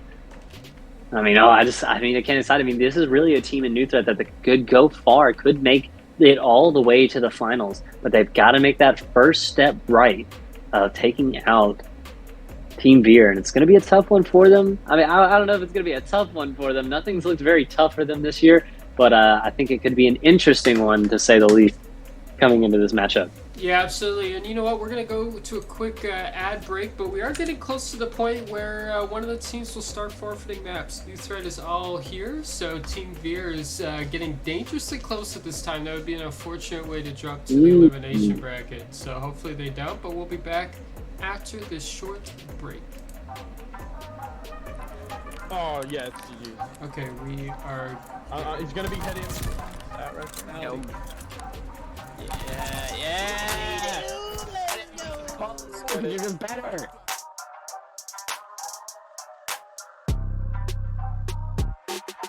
Hello everybody, my name is Epiphany, staff manager and head of casting here at the AWL, and I am joined by Pyth, our lead producer, as well as Aslo, the league commissioner today. I'm curious how you guys are doing, and if you guys could just go around and just say, of course, how you're doing and what you represent here at AWL, then that'd be great. All right, I'll go first. My name is Eli. Or you can call me Aslo. And I'm Pyth. All right, well, thank you guys. I appreciate it. First question, obviously either of you can answer it, as was the goal of forming the AWL. Why did you decide to make it in the first place? AWL was born of the idea of creating a sort of premium amateur experience that's similar to the Pro League, and the way that we partner with teams and the focus. And welcome back, guys, to the AWL Championship Weekend. Team Beer taking on New Threat, and we are about to hop in to map 1, Tuscan Hardpoint, and it's going to be a juicy one. I think we got a banger on our hands here. We could see some stuff get out of hand, though, quickly if Team Beer does not do something early. But again, a new roster for Team Beer, so it's going to be interesting to see them. We have no stats. We have nothing on this team, so that is one good thing that they have going for them. No VOD, nothing to look forward to, brand new roster. Not a lot of pressure on you if you're new Team Beer. So you come out here, play your game, and you might be able to steal a couple maps off of this New Threat team, but it will be difficult. Yeah, absolutely, Matt. And It's unfortunate we don't have Epiphany with us. I know you definitely want to cast this match because I think it's going to be a good matchup. We are almost ready to get started. It would be at 9:55 Eastern, so in about 5 minutes when Team Veer would start forfeiting. All of the other team is here, it looks like. Actually, now we're missing New Threat members, so that's interesting. So hopefully it's something that we can solve, but we'll be getting underway in 5 minutes either way, so we'll have to see what happens. But let's look at the bracket again. I'm excited to see how this weekend pans out. Obviously, our Top Flight Grand Finals will be on Sunday, 8 p.m. Eastern. Don't miss it. Don't miss it. Sorry, don't miss it. It's going to be a good one. And I think one of the teams in this matchup will be there. And I think everyone knows which team I'm talking about. It would be a big surprise if New Threat did not make the Grand Finals, Matt. I think they are poised to get there. And really, it's up to some of the other big names, ESG, Nullify, Ironblood. How are they going to get to meet them in the Grand Finals? Because I really think that's the race right now, is meeting New Threat in the Grand Finals. Yeah, and I do just want to say that New Threat can't get too ahead of themselves. If Ironblood Gaming can kind of streak a couple wins together and really upset them in the losers bracket, that would throw a lot of teams into kind of a spin if New Threat got sent down to the losers bracket. Like you said, they are very favored to win. Not a lot of people would expect them to, but anything can happen in Vanguard. And if New Threat got knocked down to that losers bracket, it would change things up drastically for other teams. I mean, you lose your game, you say, all right, we're in our losers run, we got to make a losers run, then you run into New Threat in the losers bracket. Yeah. I mean, like you said, they're kind of like the phase of this year. Could happen for them, you know what I mean? Yeah, absolutely. And off screen, we do have a few other matches going on. And actually, we are finally, at the last second, getting started. Our time has been torched enough. We are finally going to get underway. And like Aslo said, it is time to get underway. Game 1 between New Threat and Team Veer is going to start off with a Tuscan hardpoint. So excited to see this one. If I had to pick, though, gotta be leaning the way of New Threat. But it's going to be a good matchup here. I'm very excited to see what this new Team Veer roster can do. You have to throw them into the fire pit. Let's see what they can do. It's going to be a banger, Maybe. Matt. It's definitely going to be a banger. It's going to be an exciting matchup to watch. It's going to be Absolutely. Here we go. Countdown 3, 2, 1, and here we go, ladies and gentlemen. New Threat versus Team Veer, starting out on Tuscan Hardpoint, Game 1. And it looks like all of New Threat is going to be hitting this ruined side. A big team hit for them here. 2 in church, though, looking to come mid. And Team Veer are going to be getting a couple kills in there. And they'll be on the point here, but not for long as New Threat comes in and takes the point by force. Couple kills come the way of them, and you've already got players like Risky 2-0 right now. Can he add one more to his name? Looking for it right here. He does get the kill, make it 3-0 to his name right now. Risky absolutely popping off right now. 4-0 for Risky. What a start, and what a start for New Threat. 25-5 off of this first hard point. And hello, Team Veer. Welcome to the AWL, and hello to Risky. 5-piece for him right now, taking the pistol out, letting them know early, we are not to be messed with. This is not the kids league. And kills are coming through right now for New Threat. 30-5 almost off that first hard point, and make it now 40. They are looking to put Team Veer away early. This is insane. I mean, Team Veer has barely been able to touch the point. Apex takes out another 2, and he's on the point himself. 6-3 start from him, and hopping with Risky, you gotta look at that. 7-1 to his name right now. Deceptions trying to get a kill for Team Veer right now. They need it bad, trying to hit the back. Teammate comes in now for New Threat, but you gotta look at that. 55-8, and it doesn't even matter if they rotated now. They could rotate if they wanted to. That's not enough time, but they're gonna fight for this scrap, and they'll take the 20 seconds of scrap. They're gonna build themselves about a 60-70 point lead. Gobla does sneak in and get one, but they will maybe have the rotations. But Team Veer does take out a couple, and look at that. Number 8, Juju, already on. He'll go down, and that's Veli on the point. Finally getting some time, finally putting some in right here, Matt. Let's see if they're able to kind of bring it back against New Threat. I'm not really sure if that's even possible right now, but we'll have to see. I mean, there's some reputable players on Team Beer, Deception, Gobla, Chloe. I've kind of heard of some of these players, and these are players that have stepped up in other scenarios. Let's see if they're able to bring it back. I mean, it's not totally out of reach. Belly on a 5? New Threat, I mean, this is their playground, right? AWL right now, this is their league to run. So this is what they want to do. They want to come out with an opening statement. Veer, there's a lot of pressure. They make a last-minute roster change right before champs, so they have to really show that it was worth it. Was it worth it? Or are they going to suffer the same woes as the previous team? Who knows? Well, right now, they have made an excellent comeback right here. They are now taking almost a full 60 seconds off of that P3, and that is excellent time. Oh my gosh, Chloe gets one that I didn't think he would get, and now they are only 10 down. They got a full 60 off that hard point. New Threat is in P4, but right now, if you're Team Veer, this is excellent for you guys. You're right back in this game as we thought they were out of it, but if Team Veer comes right back and smacks them with another full 60, it is going to be a tough ask for them. Juju going to be taking a couple down himself. Chloe comes in, not going to get the kill. A team kill comes in on the Chloe, and now Gobla going to be looking to make an impact. He does get one. Pre-fire comes in, but he's not going to be able to get that kill. Here comes Veli. Tiz to get taken out by Glow. Or sorry, by Geo. Geo going to be hitting the back now. 12-9 to his name. Make it 13-9. He is absolutely popping off now for him. Started off slow, but he is on a 3 streak now. Make it. Gobla taking him out, and this hard point has been very contested, but mostly the way going of New Threat. Been a lot of kills coming both ways, but New Threat now, Apex City, sliding around, and Veli cannot find him. He feels like he's fighting a ghost right now, but he does take him out. Hopping on board with Juju, getting the last few seconds of that P4, hopping on to P5, last set of rotations here into P5. First little bit of time will go the way of Team Veer, but as the kills come in, New Threat will take this point, and look at the minimap. They are all over it right now. Number 4, and Goblin is going to be trying to hit through the bottom, but he's not going to be able to. Juju on a 5, he will get taken out. I gotta say, Matt, it's like watching New Threat is like a whole different beast compared to the match that we just saw beforehand. The match we just saw beforehand, those guys are skilled, Awakened Militia, they know what they're doing, but like New Threat plays with an entire different level of intensity. You know, they're pushing everything out. There's nothing stopping them, and even when you think they're about to die, there's one shot, they come out with the kill almost every time. It's actually insane. And I think that's definitely contributing to why they're the top team in the league right now, and this is why they're the favorites to win this whole championship weekend.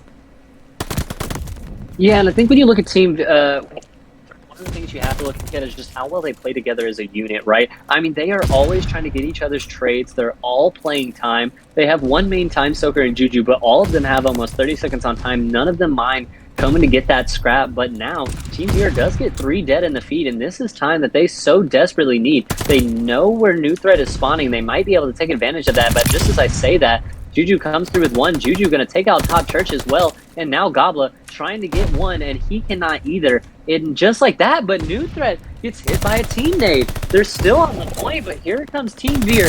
Team Veer not going to be able to get the kills they need, and 20 seconds of valuable scrap was going the way of New Threat, and it will continue to do so. But Deceptions with a late kill. They are still spawning them out wide. They might be able to have the rotations in, but you got to look at it. No one from New Threat over at the hard point yet, and Apex gonna get the nice kill right there. And the rotations are in early from Team Veer. They're ready to set up here. This might be one of those hills where if they can hold a full 60, they might be able to come back into this game. But as I say that, New Threat, they've pretty much broken in right here. They're looking for one more, number 1, Chloe over here in the back.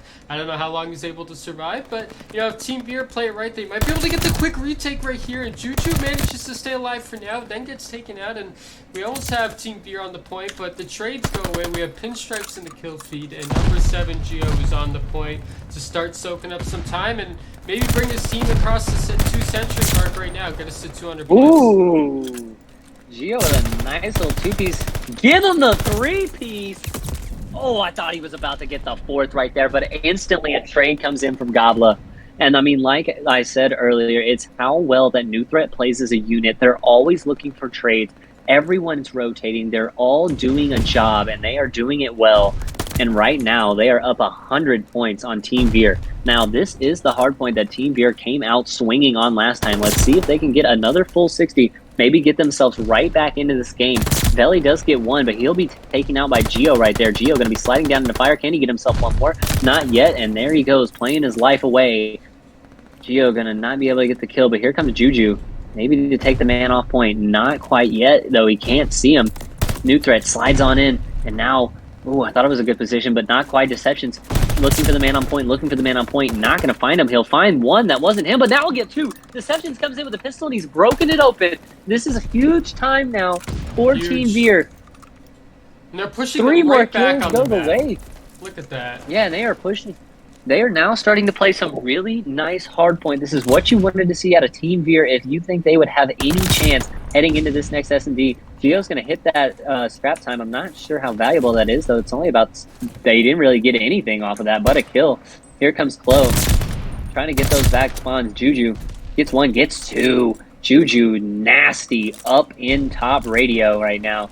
228, and you've got to start looking at that. The clock is ticking if you are Team Veer. They only need about 30 seconds left, New Threat, if they want to win this hard point. Juju jumping down. Gonna get taken out there, though. Right now, Gio on a multi-spree. Gio's on a 5 killing spree right now. He does get taken out. I didn't realize Gio got all of them. I thought Gio got killed, but he didn't quite get killed. Now here comes Goblet. Kills are coming in everywhere. Deceptions gets the kill. It's 234, 151. Team Veer is down by a lot, but you can never count a team out. Shots in the back. Deception's not going to be able to get it, and they can win it off this. New Threat can win it off this. Goblet's at new. Goblet's at new, but he needs to be at old. He needs to be at old. New Threat. It's going to be it. Oh, and they're 1 second short. They're going to be 1 second away. They're going to be 1 second away. Goblet perfectly plays the time. The map wizard of himself. It's going to be 1 second difference between Team Veer and a loss in game 1. It's contested now, but New Threat not going to be able to get in. Pinstripes in the kill feed. Pinstripes in the kill feed. Risky hops in. He can't get the kill. He can't get the kill. But now, New Threat in, and they got it. They get it done. Just Look the at 1 that. second, and they get it by the skin of their teeth, but a morally kind of easy victory for them in hindsight. 250, 168. Team Veer made it exciting, but only because they were down by so much during that game. Beautiful stuff coming out of both teams, honestly, but you can't discredit Team Veer. That was a great effort, but against this New Threat team, like you said, it is just a different beast sometimes. They play with a different type of intensity that not a lot of teams in this league are used to facing, and like you said, this seems to be New Threat's tournament to win. But they've got to get past Team Veer first, and that's a great stepping stone way to do it in Map 1. Heading into Map 2 now, Bocage S&D. Going to be an interesting one to see if Team Veer can bounce back. Like we said, round 11s have been a problem for New Threat, but at the same time, only dropping 2 maps all year, so it's not like it's been that much of a problem where they're losing overall matches. Heading into Bocage S&D, you gotta lean the way of New Threat. Dominance on Map 1, looking to assert more dominance on Map 2. Team Veer, the new roster does not look bad, I've got to say. They were playing together, they were doing some pretty good stuff on the map, but I think New Threat is just too much for them right now. But I do like to see if we send this Team Veer team down to the losers bracket, you know, not saying that they won't come back in this at all, but if they do go down to the losers bracket, it'd be very interesting to see what this new roster could do against some of those teams in the losers bracket. Do not count this Team Veer out. Even if they lose this match right here, it could be a very interesting losers bracket run for them if they can get. Yeah. I mean, when they get there. Yeah, absolutely. You know what? I think this is maybe a match where you could see Veer come back in the S&D, and as we take a look quick at the map set, this is Bocage coming up next, and Bocage is a favorite of New Threat, but New Threat also has a problem with S&D, so you know what? We'll have to see how it goes and if they're able to do it. Yeah, and I think we said that New Threat has a problem with S&D. They've lost 2 round 11 S&Ds, and Yeah. it's like they've won every other map. They still have yet to lose a respawn. And I mean, it's just like, we're poking holes at New Threat here that we can find, but it is hard, and I think Team Veer learned that on the first map. this New Threat team is a different type of beast. These guys have been experienced, they've been seasoned, they've been to LANs, they've been to multiple tournaments, and they are looking to add another one under their belt. But they've got to get past Team Veer first, heading into map 2 of Bocage. It's going to be just an exciting matchup. Can't wait.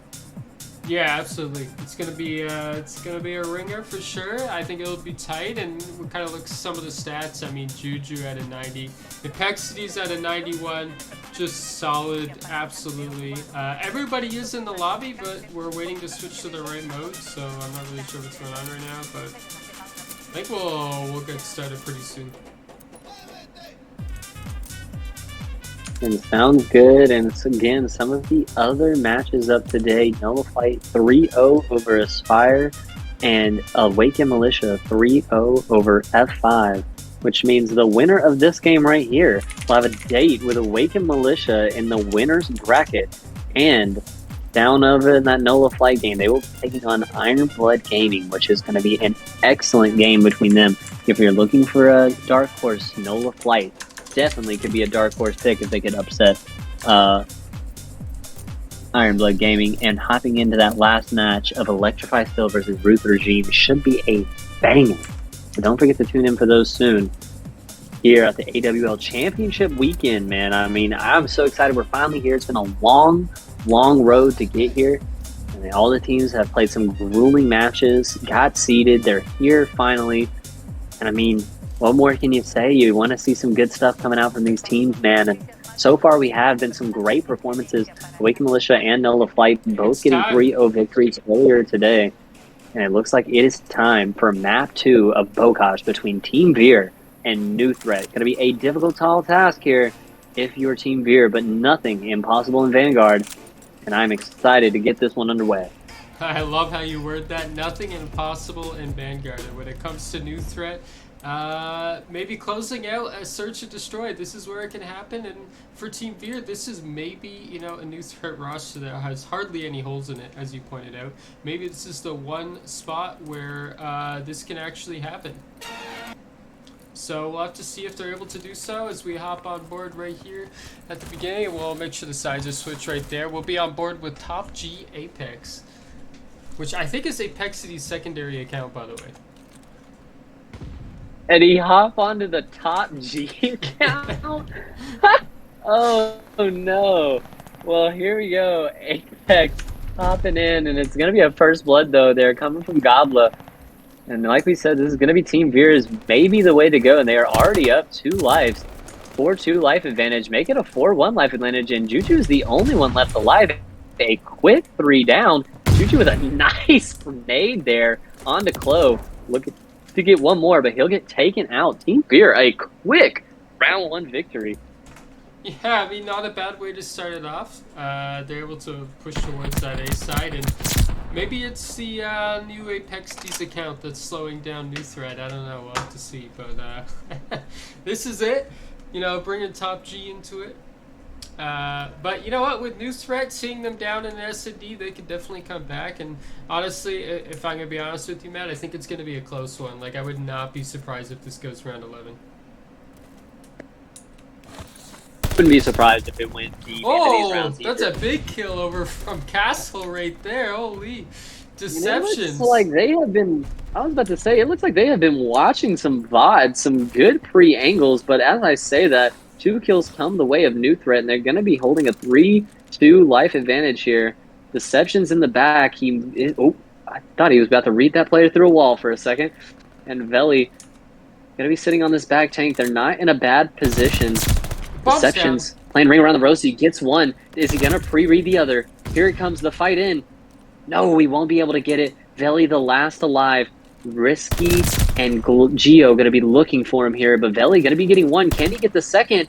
Playing his life, and he gets away with it. He gets away with it into tons, but he's going to re-chow this. Oh, I don't know about the re-chow there. Good play from him, but it's going to lead to a 1-1 tie here between Team Veer and New Threat.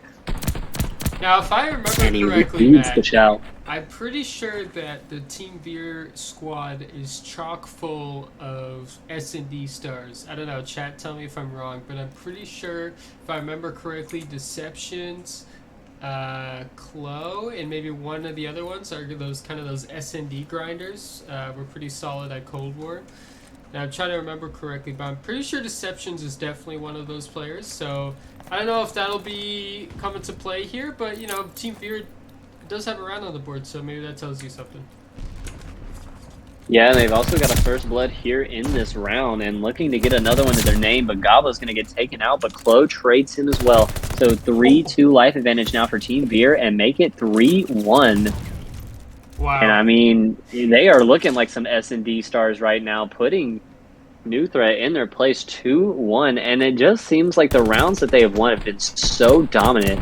Up and down, quick rounds. Yeah. Team Veer is looking really good on this S&D. And honestly, I don't want to say that I'm surprised, but I'm pleasantly surprised that Team Veer has come out and really shown what they're about here so far in this S&D. It's early. We're only 3 rounds in, but some good dominant rounds on the board here. If you're Team Veer, top Apex here, going to be hopping up with the bomb. Going to be playing in the bottom barn here. Oh, does he... I don't know if he saw one of those players. I don't think so. Veli going to be playing on this back tank here. Oh, you got one. First blood goes the way of Team Veer, and I think Apex did at least see that one. Now he'll get traded out by Veli. Apex trying to make a play. Apex does. Apex going to be looking in the back. It's a 2v3 now. If your Team Veer needed that kill, Veli the last alive. And it's all on to Veli. Oh, shooting over the bomb, and he's not going to be able to get it. The bomb does just enough for Apex to be able to shimmy around it and get another round for New Threat, 2-2. And you can see him just up and down around that bomb, making him work for it. Yeah, absolutely. Team Veer, New Threat, tied at 2. And big rounds coming in for both teams early here. And this is a really big game. If you're either team, if you're New Threat, looking to put this team down, like we said, not playing with your food. The Awakened Militia did a good job with that in F5, and they're going to be looking to do the same thing. But with Gobla hitting first bloods like this, it is very hard for New Threat to get anything just structurally going. They've kind of been tennis balling back and forth rounds right now. And like you said, Juju already the last alive, and he'll get taken out. Team Veer, the S&D stars are showing out 3-2, and all the rounds they've won seem like they are just quick up and down rounds. They have been flying on this Bocage.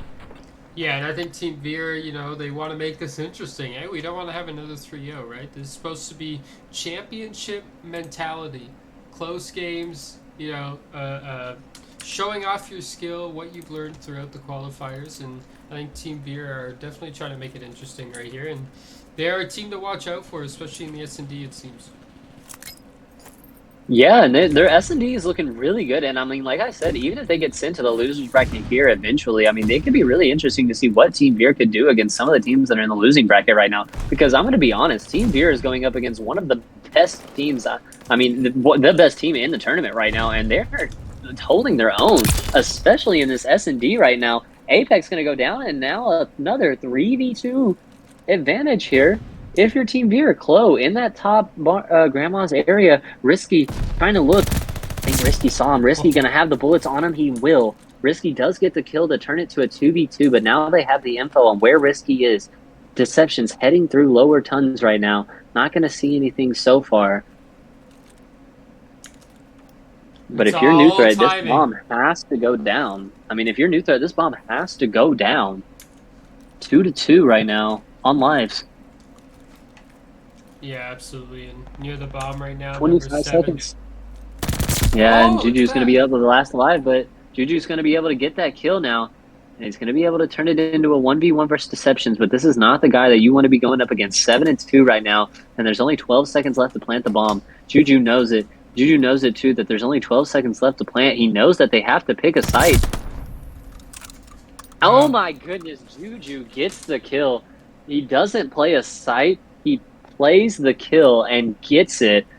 I mean, that was a round I didn't really think they had any business winning, and they pull it out. Excellent from New Threat. They tie it 3-3 now.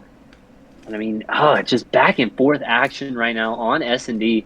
This Bocage map is always a hard one to kind of get something going structurally. You see almost every player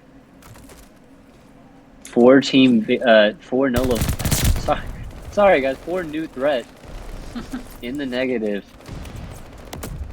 And kills coming through all of the way of Team Veer, and they've got one more guy alive. And they know where Juju is. He's going to try to get a nade kill on him, but they know where he is right now. And he's about to meet one right here, and that is it. Team Veer getting another round on the board, 4-3 right now. And if they can just keep holding the lead and steal this S&D, they're going to set themselves up very well for that next Berlin control. These rounds are just going hyperspeed or really slow. I know. I There's feel no like in-between. the rounds are just flying by. Yeah, the rounds even having a 1v1 last for 30 minutes, or it's like, I mean, just like all of a sudden I look at the kill feed and it's 4 dead. I mean, it's like hardpoint right now. Both of these teams very much not afraid of the aggressive play. Apex is going to be hopping on with the bomb. Top G. Makes a play in the Zig right here. Gobla, though, might get to drop on him, but they're going to be watching this top Grandma's, and they're going to be able to get that bomb down quickly. And like I said, watching that top Grandma's read him like a book, and now the first blood comes the way of New Threat in a 4v3 situation for them with the bomb planted. Very hard to lose this, but Deceptions turns it into a 3v3. They do have info on him, but with Risky here, they're all kind of piled up around bomb. I don't know if this is the best option. He does get the kill. Veli might get one more, or Veli goes down, and now it's all left on to Deceptions. The guy you want, but it is not gonna be it. New Threat winning another round and tying it up 4-4. And I think it's just been back and forth since the start of this. A good 2-0 lead started out for Team Veer, but since then, back and forth we go on Bocage. I mean, this is the cage, man. I mean, this is what it is. It's feel insane, even on S&D. They're like sharks in the water, you know. As soon as one kill goes through for either one of these teams, they turn on the nitro jet fuel and they just go and they kill everybody else. It seems to be the way. So as soon as there's one kill in the feed, it's kind of like they're weak and they're bleeding, and the sharks just go in to finish them off. It just seems to be going so quick once those opening kills happen. Yeah, and both teams really looking to rely on that first blood. Clo not going to be able to see anyone here. Nades coming in everywhere, just everything hovering around this mid. Apex is looking to make a play. They're all going to be here at water. Geo's going to take Clo out too as well. Apex going to be heading back now. And now, oh, a great trade on. Trades both in. He's going to reach out. I can't believe that. He pulls out the pistol. Veli gets him. That was an awkward gunfight, but Veli gets taken out. And now it's a 1v1. Deceptions is the last alive. He's going to be taking on Juju. 5-6 to Juju's name. Deception a little bit better. 10-4 to his name. So much baiting that went on right there. So much baiting. And it's going to all come down to this bomb that needs to be picked up. Let's see if it's able to happen. Yeah, and the bomb's going to be picked up by Deceptions. Trying to run it out. He's only got 13 seconds to plant. He has to go. Juju has to start reading this soon. As soon as he knows he's not A-side, he's going to come B. Can the bomb get down in that time? It will get down, but he will get taken out by Juju. And now that is New Threat making it map point, and what honestly could be match point if Team Veer does not win this S&D. They are going to have to pull themselves out of the fire if they want to win this one. Down, need 2 rounds in a row here if you're Team Veer, and that's a tall order against this team. Yeah, exactly. Yeah, and I think New Threat, I mean, if you're Team Veer, this is the map that you needed to take off of New Threat to have a chance in this series, and it does not look like that's going to happen. Now, we'll say, if they get it to around 11, I don't know. Because if they get it to around 11, is it a guaranteed win? And they get the first blood? Is it a guaranteed win if they can get this to around 11? Because 2 kills all of a sudden come the way of Team Veer. They got it into a 4v2. Make it a 3v2. Goblin's going to be making a look at Reed. He's going to be getting a big kill here. He does. It's Risky. The last alive. to save New Threat from the dreaded round 11. And it's kind of funny. They've almost had the opposite luck of like a team like Nola Flight, who I think won 3 round 11s, and like in S&D, and then you toss it to them, who they just can't seem to win a round 11. If this goes the distance, it is gonna be interesting. Risky takes out one. Can Risky get another? He wants to avoid that round 11 for Looking sure at the because sub. the new threat record on round 11s isn't great, but I think I'd still favor them even in a round 11. They have the ice usually, and they're a very strong team, despite those round 11s that they've lost. And I think maybe it might be the end right here, and that will be it. We'll be headed to a round 11, ladies and gentlemen. We'll be headed to a round 11, and I mean, it's just like you can hear the air. I mean, you could feel the tension in the air right now. You can cut it with a knife. This is, I mean, you love going to a round 11 in S&D. There's nothing better.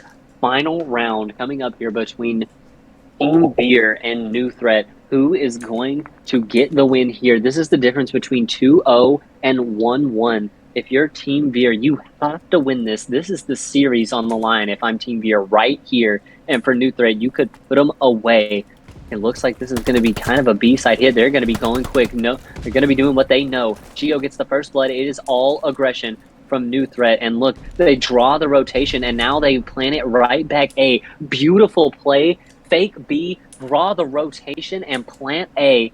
Beautifully done from New Threat. They've set themselves up so well right now. 4-3 on lives. Bomb down A. Going to be a hard retake now for the side of Team Veer, but if anybody could do it, it would be Deceptions here. 11-5, a heroic effort to say the least out of him, but with 24 seconds left and another kill coming the way of New Threat, this is going to be almost impossible. Hopping on with Clo. Clo knows there's one there. Clo can't get the kill. Clo goes down, and it's all on Deceptions. A heroic effort for him, but he will not be able to do it. New Threat asserting some dominance here on map 2. And I mean, it was a round 11, but they might have just broken their curse. And if New Threat can't lose round 11s anymore, I don't think they're going to lose at all. Yeah, that's absolutely a way to say it. If they can clutch up these now, oh man. I mean, like, what weakness do they have? Like you said, we were trying to poke holes in their game a little bit earlier, saying that round 11 was a weakness for them. They shut us up just like that. S&D is not a weakness for them, and clearly neither is round 11s. And now it is 2-0 up on Team Veer. And I want to say, though, Team Veer came out and played excellent. That was a great S&D. But again, I mean, it might be that, I mean, we see teams take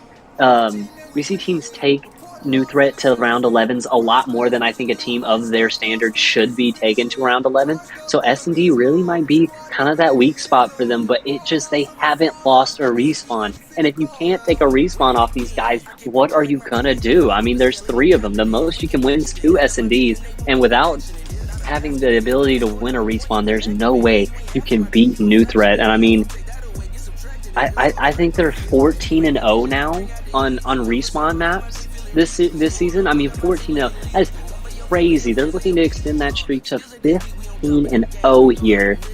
I mean, that's insane. What else? I mean, the only 2 that they've lost have been round 11 S&Ds, and they've won every other map. Every other map. I mean, I can't say enough about New Threat, honestly. I mean, they have shown up and shown out, and they have really shown why they are the premier team to beat, the alpha dogs in this league, and they're looking great right now. Now, I mean, an 86 rating overall, and like I said, overall placing is first, pool placing is first, match record 4-0, map record now extended to 14-2. I mean, that's ridiculous.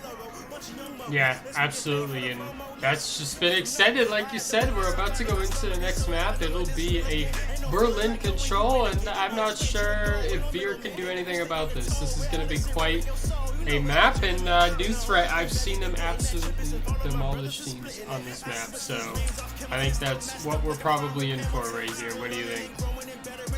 I mean, I've played, you've played some of those games, on ranked play where the control lasts about like 6 minutes. That could happen.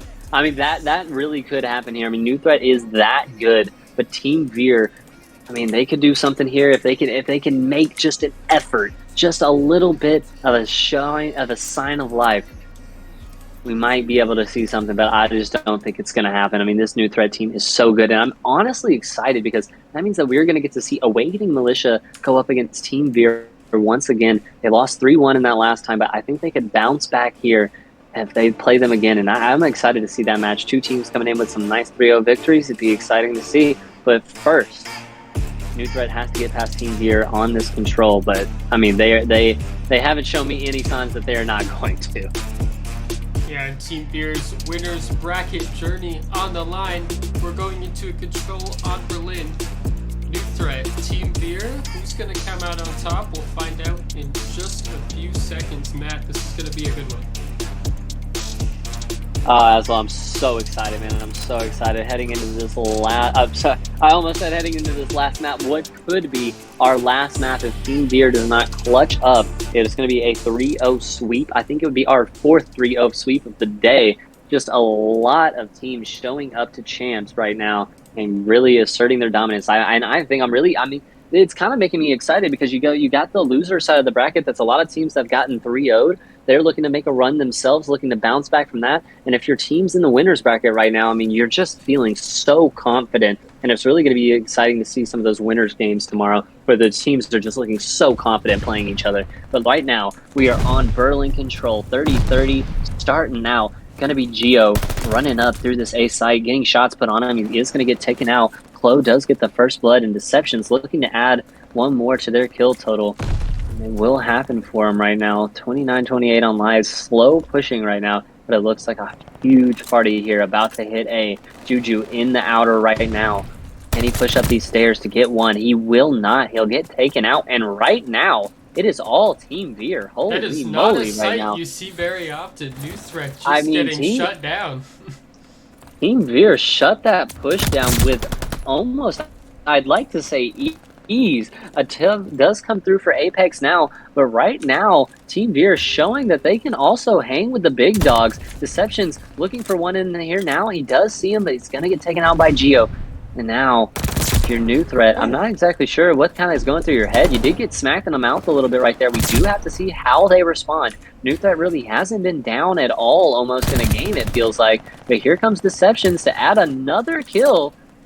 And you know what? Kill total. I think the best way to find out what's going on, and I was going to say let's go for a listen, but I don't see that they're in here anymore, so that is tough. No listed for us at this point. I was going to say that would be a good time to kind of check in with them, but you know what? You could tell by the way they're playing. New Threat's always been just absolutely solid on the comms, and this is why they're getting ticks at both points right now, Matt. Yeah, and they are getting progress at both points right now. Tick coming in for B, and that might be all of B done for New Threat. And I mean, the life account is only now, it's just got tied. I mean, there was a big lead for Team Veer at one point, but New Threat takes it right back from them to tie it up. Now only a 1-kill lead. 15-14, a minute 17 left on the clock. A ticket A is already through, but Chloe has something to say about that. That was disgusting. Geo getting taken out. Veli in the back here. Veli does get one more, and so now this Team Veer is going to be kind of in control right now. They've got a nice little spawn trap set up. Geo trying to see where the players are shooting them from. It turned into a no life advantage to a 7 life advantage like that. Only 6 lives now left for Team Veer.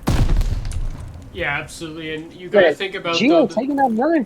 The 2 ticks that are gone, or you only have a 2-tick lead right now if you're Team Veer, so on the next offense you're going to have to get 1 tick at A and then close out B, so that's going to be a high task, especially again a team like New Threat, but you know what, New Threat could just close it out right here with 3 lives left. Yes. With 2 lives left, there's no way they're able to do this, right? I mean, Risky finally gets taken out for a second there. I thought 5 ticks is a big advantage to have going into round 2, but I mean, that is not what I expected, if I'm being honest. I thought it was going to kind of be a quick up and down, but Team Veer showing that there is still some gas left in the tank, and they can maybe make it 1-0 lead for them right now. If I'm Team Veer, I might kind of throw them off a little bit, maybe just hit B right off the rip.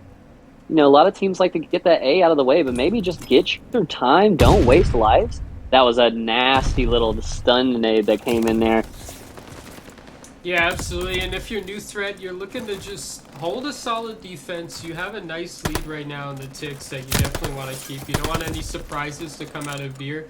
Don't want to give Beer any gas because we know how easy it is once you get into that A site to actually capture it fully. It can happen really quickly before you know it. But they are taking sort of the traditional way of doing things, getting the B done, and then heading towards the A. It looks like. Yeah, and they are doing it pretty well here. It looks like B is going to be able to go ahead and come through for them, and they've only wasted 5 lives at it. That's honestly really well. They've got a 3 life advantage now heading in. Oh, there's going to be some shots over here. Oh, Deception's not going to be able to get him. Deception's going to get taken out. The COD timing on that was insane right now. Team Veer only up 1 life. Apex looking to do something here. Gobla, 9 and 11 to his name. Can he find one more here? Woo! That's a full sweep right there. Team Beer, they're going to push up right here and see if they're able to get into this A. It's gotten a lot closer to this point now. Huge kills in the feed right there from Gobla. He kind of extends the life advantage for them just a little bit. They're still not able to get into this point. Clo maybe trying to make a run through. Dubstep's up here, but oh, a stun comes through and gives some excellent information on that. Clo going to try to get the kill and get away with his life, but he won't be able to. Veli now going to be playing in here from the outer stairs area. Going to get 1. Going to be looking back to that upper. Ooh, not going to be able to get the second, but 3 lives. The advantage, make it 2. And with a minute 15, you got to start thinking the ticks are important. 2 ticks had come through on the A site here already for new threat. So 2 tick advantage still that Team Veer has to catch up with. Clo, 17 and 8 to start off this game. He's on a nice little game himself, but here comes Apex taking out Sun himself. 12-8 on life with your Team Veer. And I mean, they've got to be careful here. If you're new threat, I mean, you lose too many gunfights and yeah, you're going to be down lives. But 8-8 now, I believe. 8 to 9, sorry. Team Veer only up by a life. They don't want to go out slowly, right? They want to be able to get the tick. I think that's super critical to them, winning in offenses as well. But you definitely want to get the tick, and we'll have to see if they're able to do it. I think it's definitely been a back and forth, and Team Veer, it feels like they're showing life, really, for the first time in the series in a respawn. They're in? Yeah, and they're in this hard point. Or sorry, they're in this zone, but not enough. A stun comes out, not enough from Clo. Apex tried to jump, but he got threaded. It is 4-4. It is an S&D. It is an S&D right now. It is 4-4. 10 seconds left. If you're new threat, if you're Team Veer, you have to go. If you're Team Veer, you have to go. But Gobla goes down. You have to go. 4 seconds left. You have to go. Deceptions has to get on the point. Deception, you have to go. Deceptions does not go, and new threat get the win. Interesting calls there from Team Veer. You have to go there. You have to touch the point. The clock is going down too much. I know that there's people in there, but it's an S&D at that point. You get a kill there, not coming back. And I think that might have been a little bit of a choke there from Team Veer, in my opinion. They had that. Yeah, absolutely. And I think that was around a turning point, really, in probably this series. If the reverse sweep was to start, I think that was around that they had to win for the morale, for everything else. But I do like their 3-in-1 approach to things. They like to stay nice and close so that the trades can come in and that they're able to win sort of the gunfights against new threat. They might see that they're a little bit outgunned by new threat, but they try to stay nice and close, so it's something where they are able to stay in the game longer if they're able to get the trades, get the pinstripes in the feed. And for now, B looks like it's going to go the way of new threat. Look at this. Yeah, and that is huge progress coming in at B. They are leading it early. They want that full 2 minutes to attack A. And they're not throwing too many lives at it either. They want to make sure that they can get on the good side of the map and stay there. Another tick comes in at B. They're looking to add the last one, but Gobla might have something to say about that. He's going to go down, and now they're going to push this out street side. Deception's going to be reading this, though. He's going to get the first kill. Can Deception find another? B has gone down, though. 24-25 on lives in favor of new threat. But just like that, 23-23. Risky is on a 5 spree right now. You might want to hop on with him here. 15 and 24 to his name. 15 and 14. I was about to say. But Risky on a nice little 5-piece. He's looking to add to this. Full streaks would be excellent here. And to close this game out, especially on a control. And I think he sees one. He's on the hunt right now. Can Risky get it? Risky can't get it. Interesting plays out of him. Apex goes down as well. And now Team Beer has set up a nice little hole for themselves here as they have been spawning all of New Threat back outer trains area. Yeah, and you know Shots it's coming gonna in be on from New Geo, but Threat. it's not going to happen. It's gonna be on And New that's Threat 2 to more make the kills. push. They're getting it. They're getting it. Absolutely. Yeah, It's on New they are Threat getting to make their way over to this 8 point. We'll have to see, Matt, if they're able to do so, and the lives are tied about 14 to 15. Not too much of a difference right now. Team Beer, though, I have to tip it to them. They are showing a lot of life in this control mode that is really, like, usually favored heavily towards New Threat. Like, New Threat's numbers in control are unmatched. They are so dominant at this mode. If I'm being honest, man, this Team Beer roster, I mean, they do not look bad. Like, let's not get it twisted. They just took them to around 11. I mean, you have 1 or 2 kills go the other way. You could be looking at a 1-1 game with them about to take the lead if they can win this control. But right now, they are playing for their lives. Progress comes in for New Threat at A. A good nade, though, lands, but a team kill as well comes in. And now, Juju capturing that zone, looking to get a second tick in for his team. Juju with some nasty shots and mess with a second tick. They want to get the whole pie. They want to get their cake and eat it too. They want the round. They want the tick. They want the round. Chloe is in. The kills will come through, but 5 to 7, 5 to 5 on lives. Deceptions. Everyone pushing out. Everyone pushing out. They might be able to spawn trap them back here, and with only 4 lives remaining, that's not going to be well. Juju, does get P5. This could be a big position from him if he can spot one. He still doesn't spot one. He still doesn't spot one. But neither does Team Beer. Team Beer gets shot out right there. Oh my gosh. No respawns remaining. No respawns remaining. That's the New route. Threat goes huge. New Threat goes huge. But Goblet gets one. Oh, for a second. Jeez. For a second, I thought that they were about to do that. You know what? Me too. And I think, as we were talking about earlier on the round, if Team Beer started this way, started the entire series with this much enthusiasm, this much gusto, this much aggression and gunny, then maybe we're looking at a whole different series, Matt. Like you said, it could have been 1-1 and them taking the lead right here. Like, it is, there's a lot of what ifs, and I know it's Vanguard, so that's pretty common, but seriously, Team Beer have really showed up in this control. I have to tip it.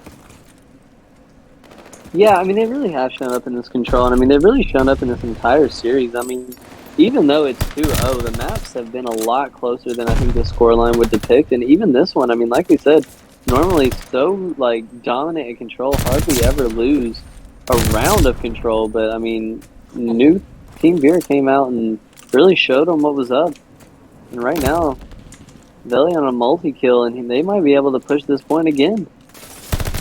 Yeah, absolutely. Let's see if Team Beer is able to prevent the series from slipping away easily. I think that's something that they don't want to have. If they have to go to elimination bracket, they don't want to make it easy for New Threat, right? So, and New Threat on their side, if you're a New Threat fan, I mean, this is looking great for you. New Threat on the defense, typically an easier side to win sometimes, although Berlin is usually a little bit more even than some of the other maps, and we'll have to see if Veer is able to pull off a miracle here and prevent the end of their winner's bracket journey. Yeah, and right now, Veer securing B point, but it's 20 to 20 on lives. Each team throwing 10 away at B. And now Goblet coming in, getting himself one, but getting immediately traded back out. Geo looking for one himself. Chloe playing in that bottom fire. He's going to be looking to be quite of a menace right now. But Deceptions is going to get taken out. You see that on the kill feed. 19 to 17 on life's advantage. And now Chloe on top. Good kill from Goblet to help him out, but Goblet immediately gets traded. Chloe back under barn. Or sorry, under fire. He's pushing in dubsteps now. I don't think he saw the one behind him. Oh, but he died. Risky coming in. Chloe's in a great spot right now. Oh, it's going to be a big fight over here on Courtyard, and Chloe does fall. So it's going to be a dagger and a thorn in Beer's side for sure. Gobla falls right here, and we're right back to square one with Team Beer, although a little bit more map control now. Both teams kind of starting off with a few off of the respawn screen, and it's 14-13. I think it's going to be another one of those insane endings. What about you, Matt? Yeah, and it's gonna be coming right down to the wire for me. 2-1 to Beer, right, or 2-1 to New Threat right now, and 2 kills coming the way of Team Beer. Almost got the third, but now, oh my gosh, here comes Apex. He gets 2 to himself. It's pinstripes in the feed. It says anything you guys can do, we can do better. 9-11 on lives. New Threat down by 2. They're in this point right now. Veli is just messing around in this point. Veli is just messing around in this point. He's got a 5-3. He's got a 5-3 right now. They might be able to get the ticks in. Juju hopping in. Juju's going to go down. Team Beer is in the point. Team Beer. Oh, is it going to happen? But now all of New Threat's here. All of New Threat is here. All of New Threat comes in and wipes them right out. That was a huge play, and now 40 seconds left. Only 1 kill away to making New Threat have no respawns, but they are going to sit back and play their lives. 5-6 now. New Threat could close them out and send them to the losers bracket right here, right now. Chloe gets him 1. No respawns remaining if you're Team Beer. Another one goes down. It is another S&D round. 20 seconds left to go. 4-on-4. Team Beer versus New Threat. A kill comes through on the G. Can they get in on the point? Oh my gosh, another kill. Another kill. Veli's in on the point. Veli's in. He's going to get taken out. It's a 2v3. 1v3 now. Goblin looking for the kill.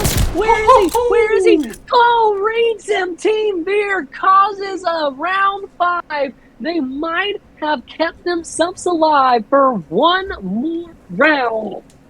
Wow, what a Oh banger my goodness. of a round. What an ending to that round 4 of Control. Definitely a miracle. We're going to have to see Team Beer do it again. They're going to have to win another offense to stay alive in this series, prevent the dropping down to the elimination bracket. But Matt, what a heck of a round, eh?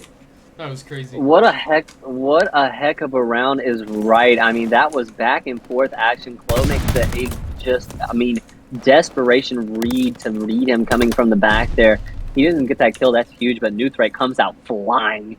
3 dead in the feed. Veli's the only one left alive, and he is on A site. Another one dead in the feed, and they are flying. Apex is not respecting at all. New Threat is not going to play with their food right now. They are looking to shut down Team Beer and send them to the losers bracket. But I've got to say, this is the best I've ever seen somebody do against New Threat in almost any game mode. Taking them to taking them to a round 11 and then taking them to a round 5 in S&D and Control respectively is huge. Geo getting a nasty kill right there and immediately traded back. 27-20 on life. The life advantage has kind of gotten out of hand if you're Team Beer. You've got to make a play onto a site, but it is just too much, too fast. New Threat is flying at them right now. 27-18 on lives, almost a 10 life advantage. It is now a 10.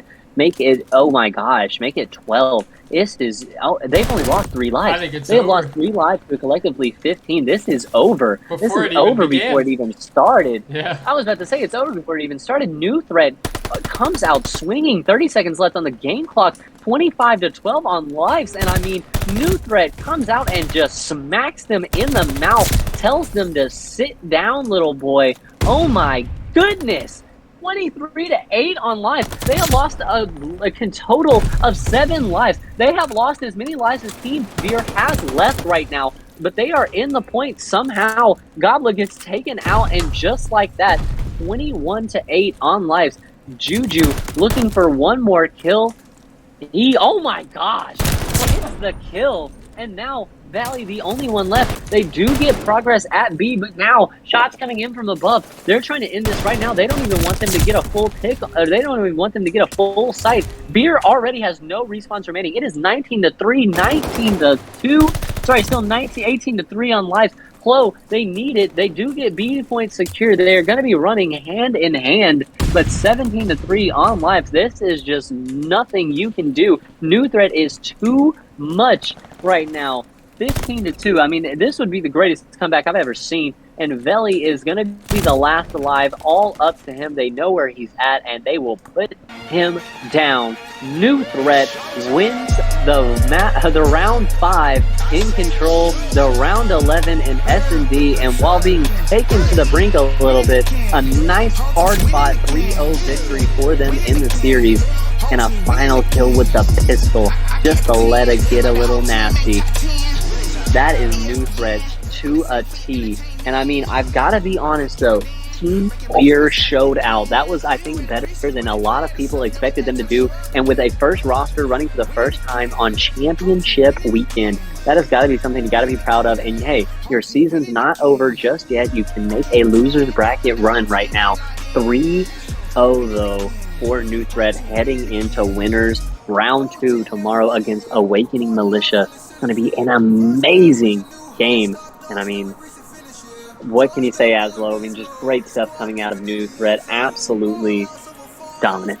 Yeah, that's definitely the New Threat we're used to. That's the #1 ranked New Threat that we're used to seeing on the screen in the podcasting booth. That is definitely a fantastic team, and you know what? They showed that they're able to clutch up even in round 11s now. And I remember you said at the S&D, if New Threat is starting to win searches, I'm not sure anyone else has a chance at this point.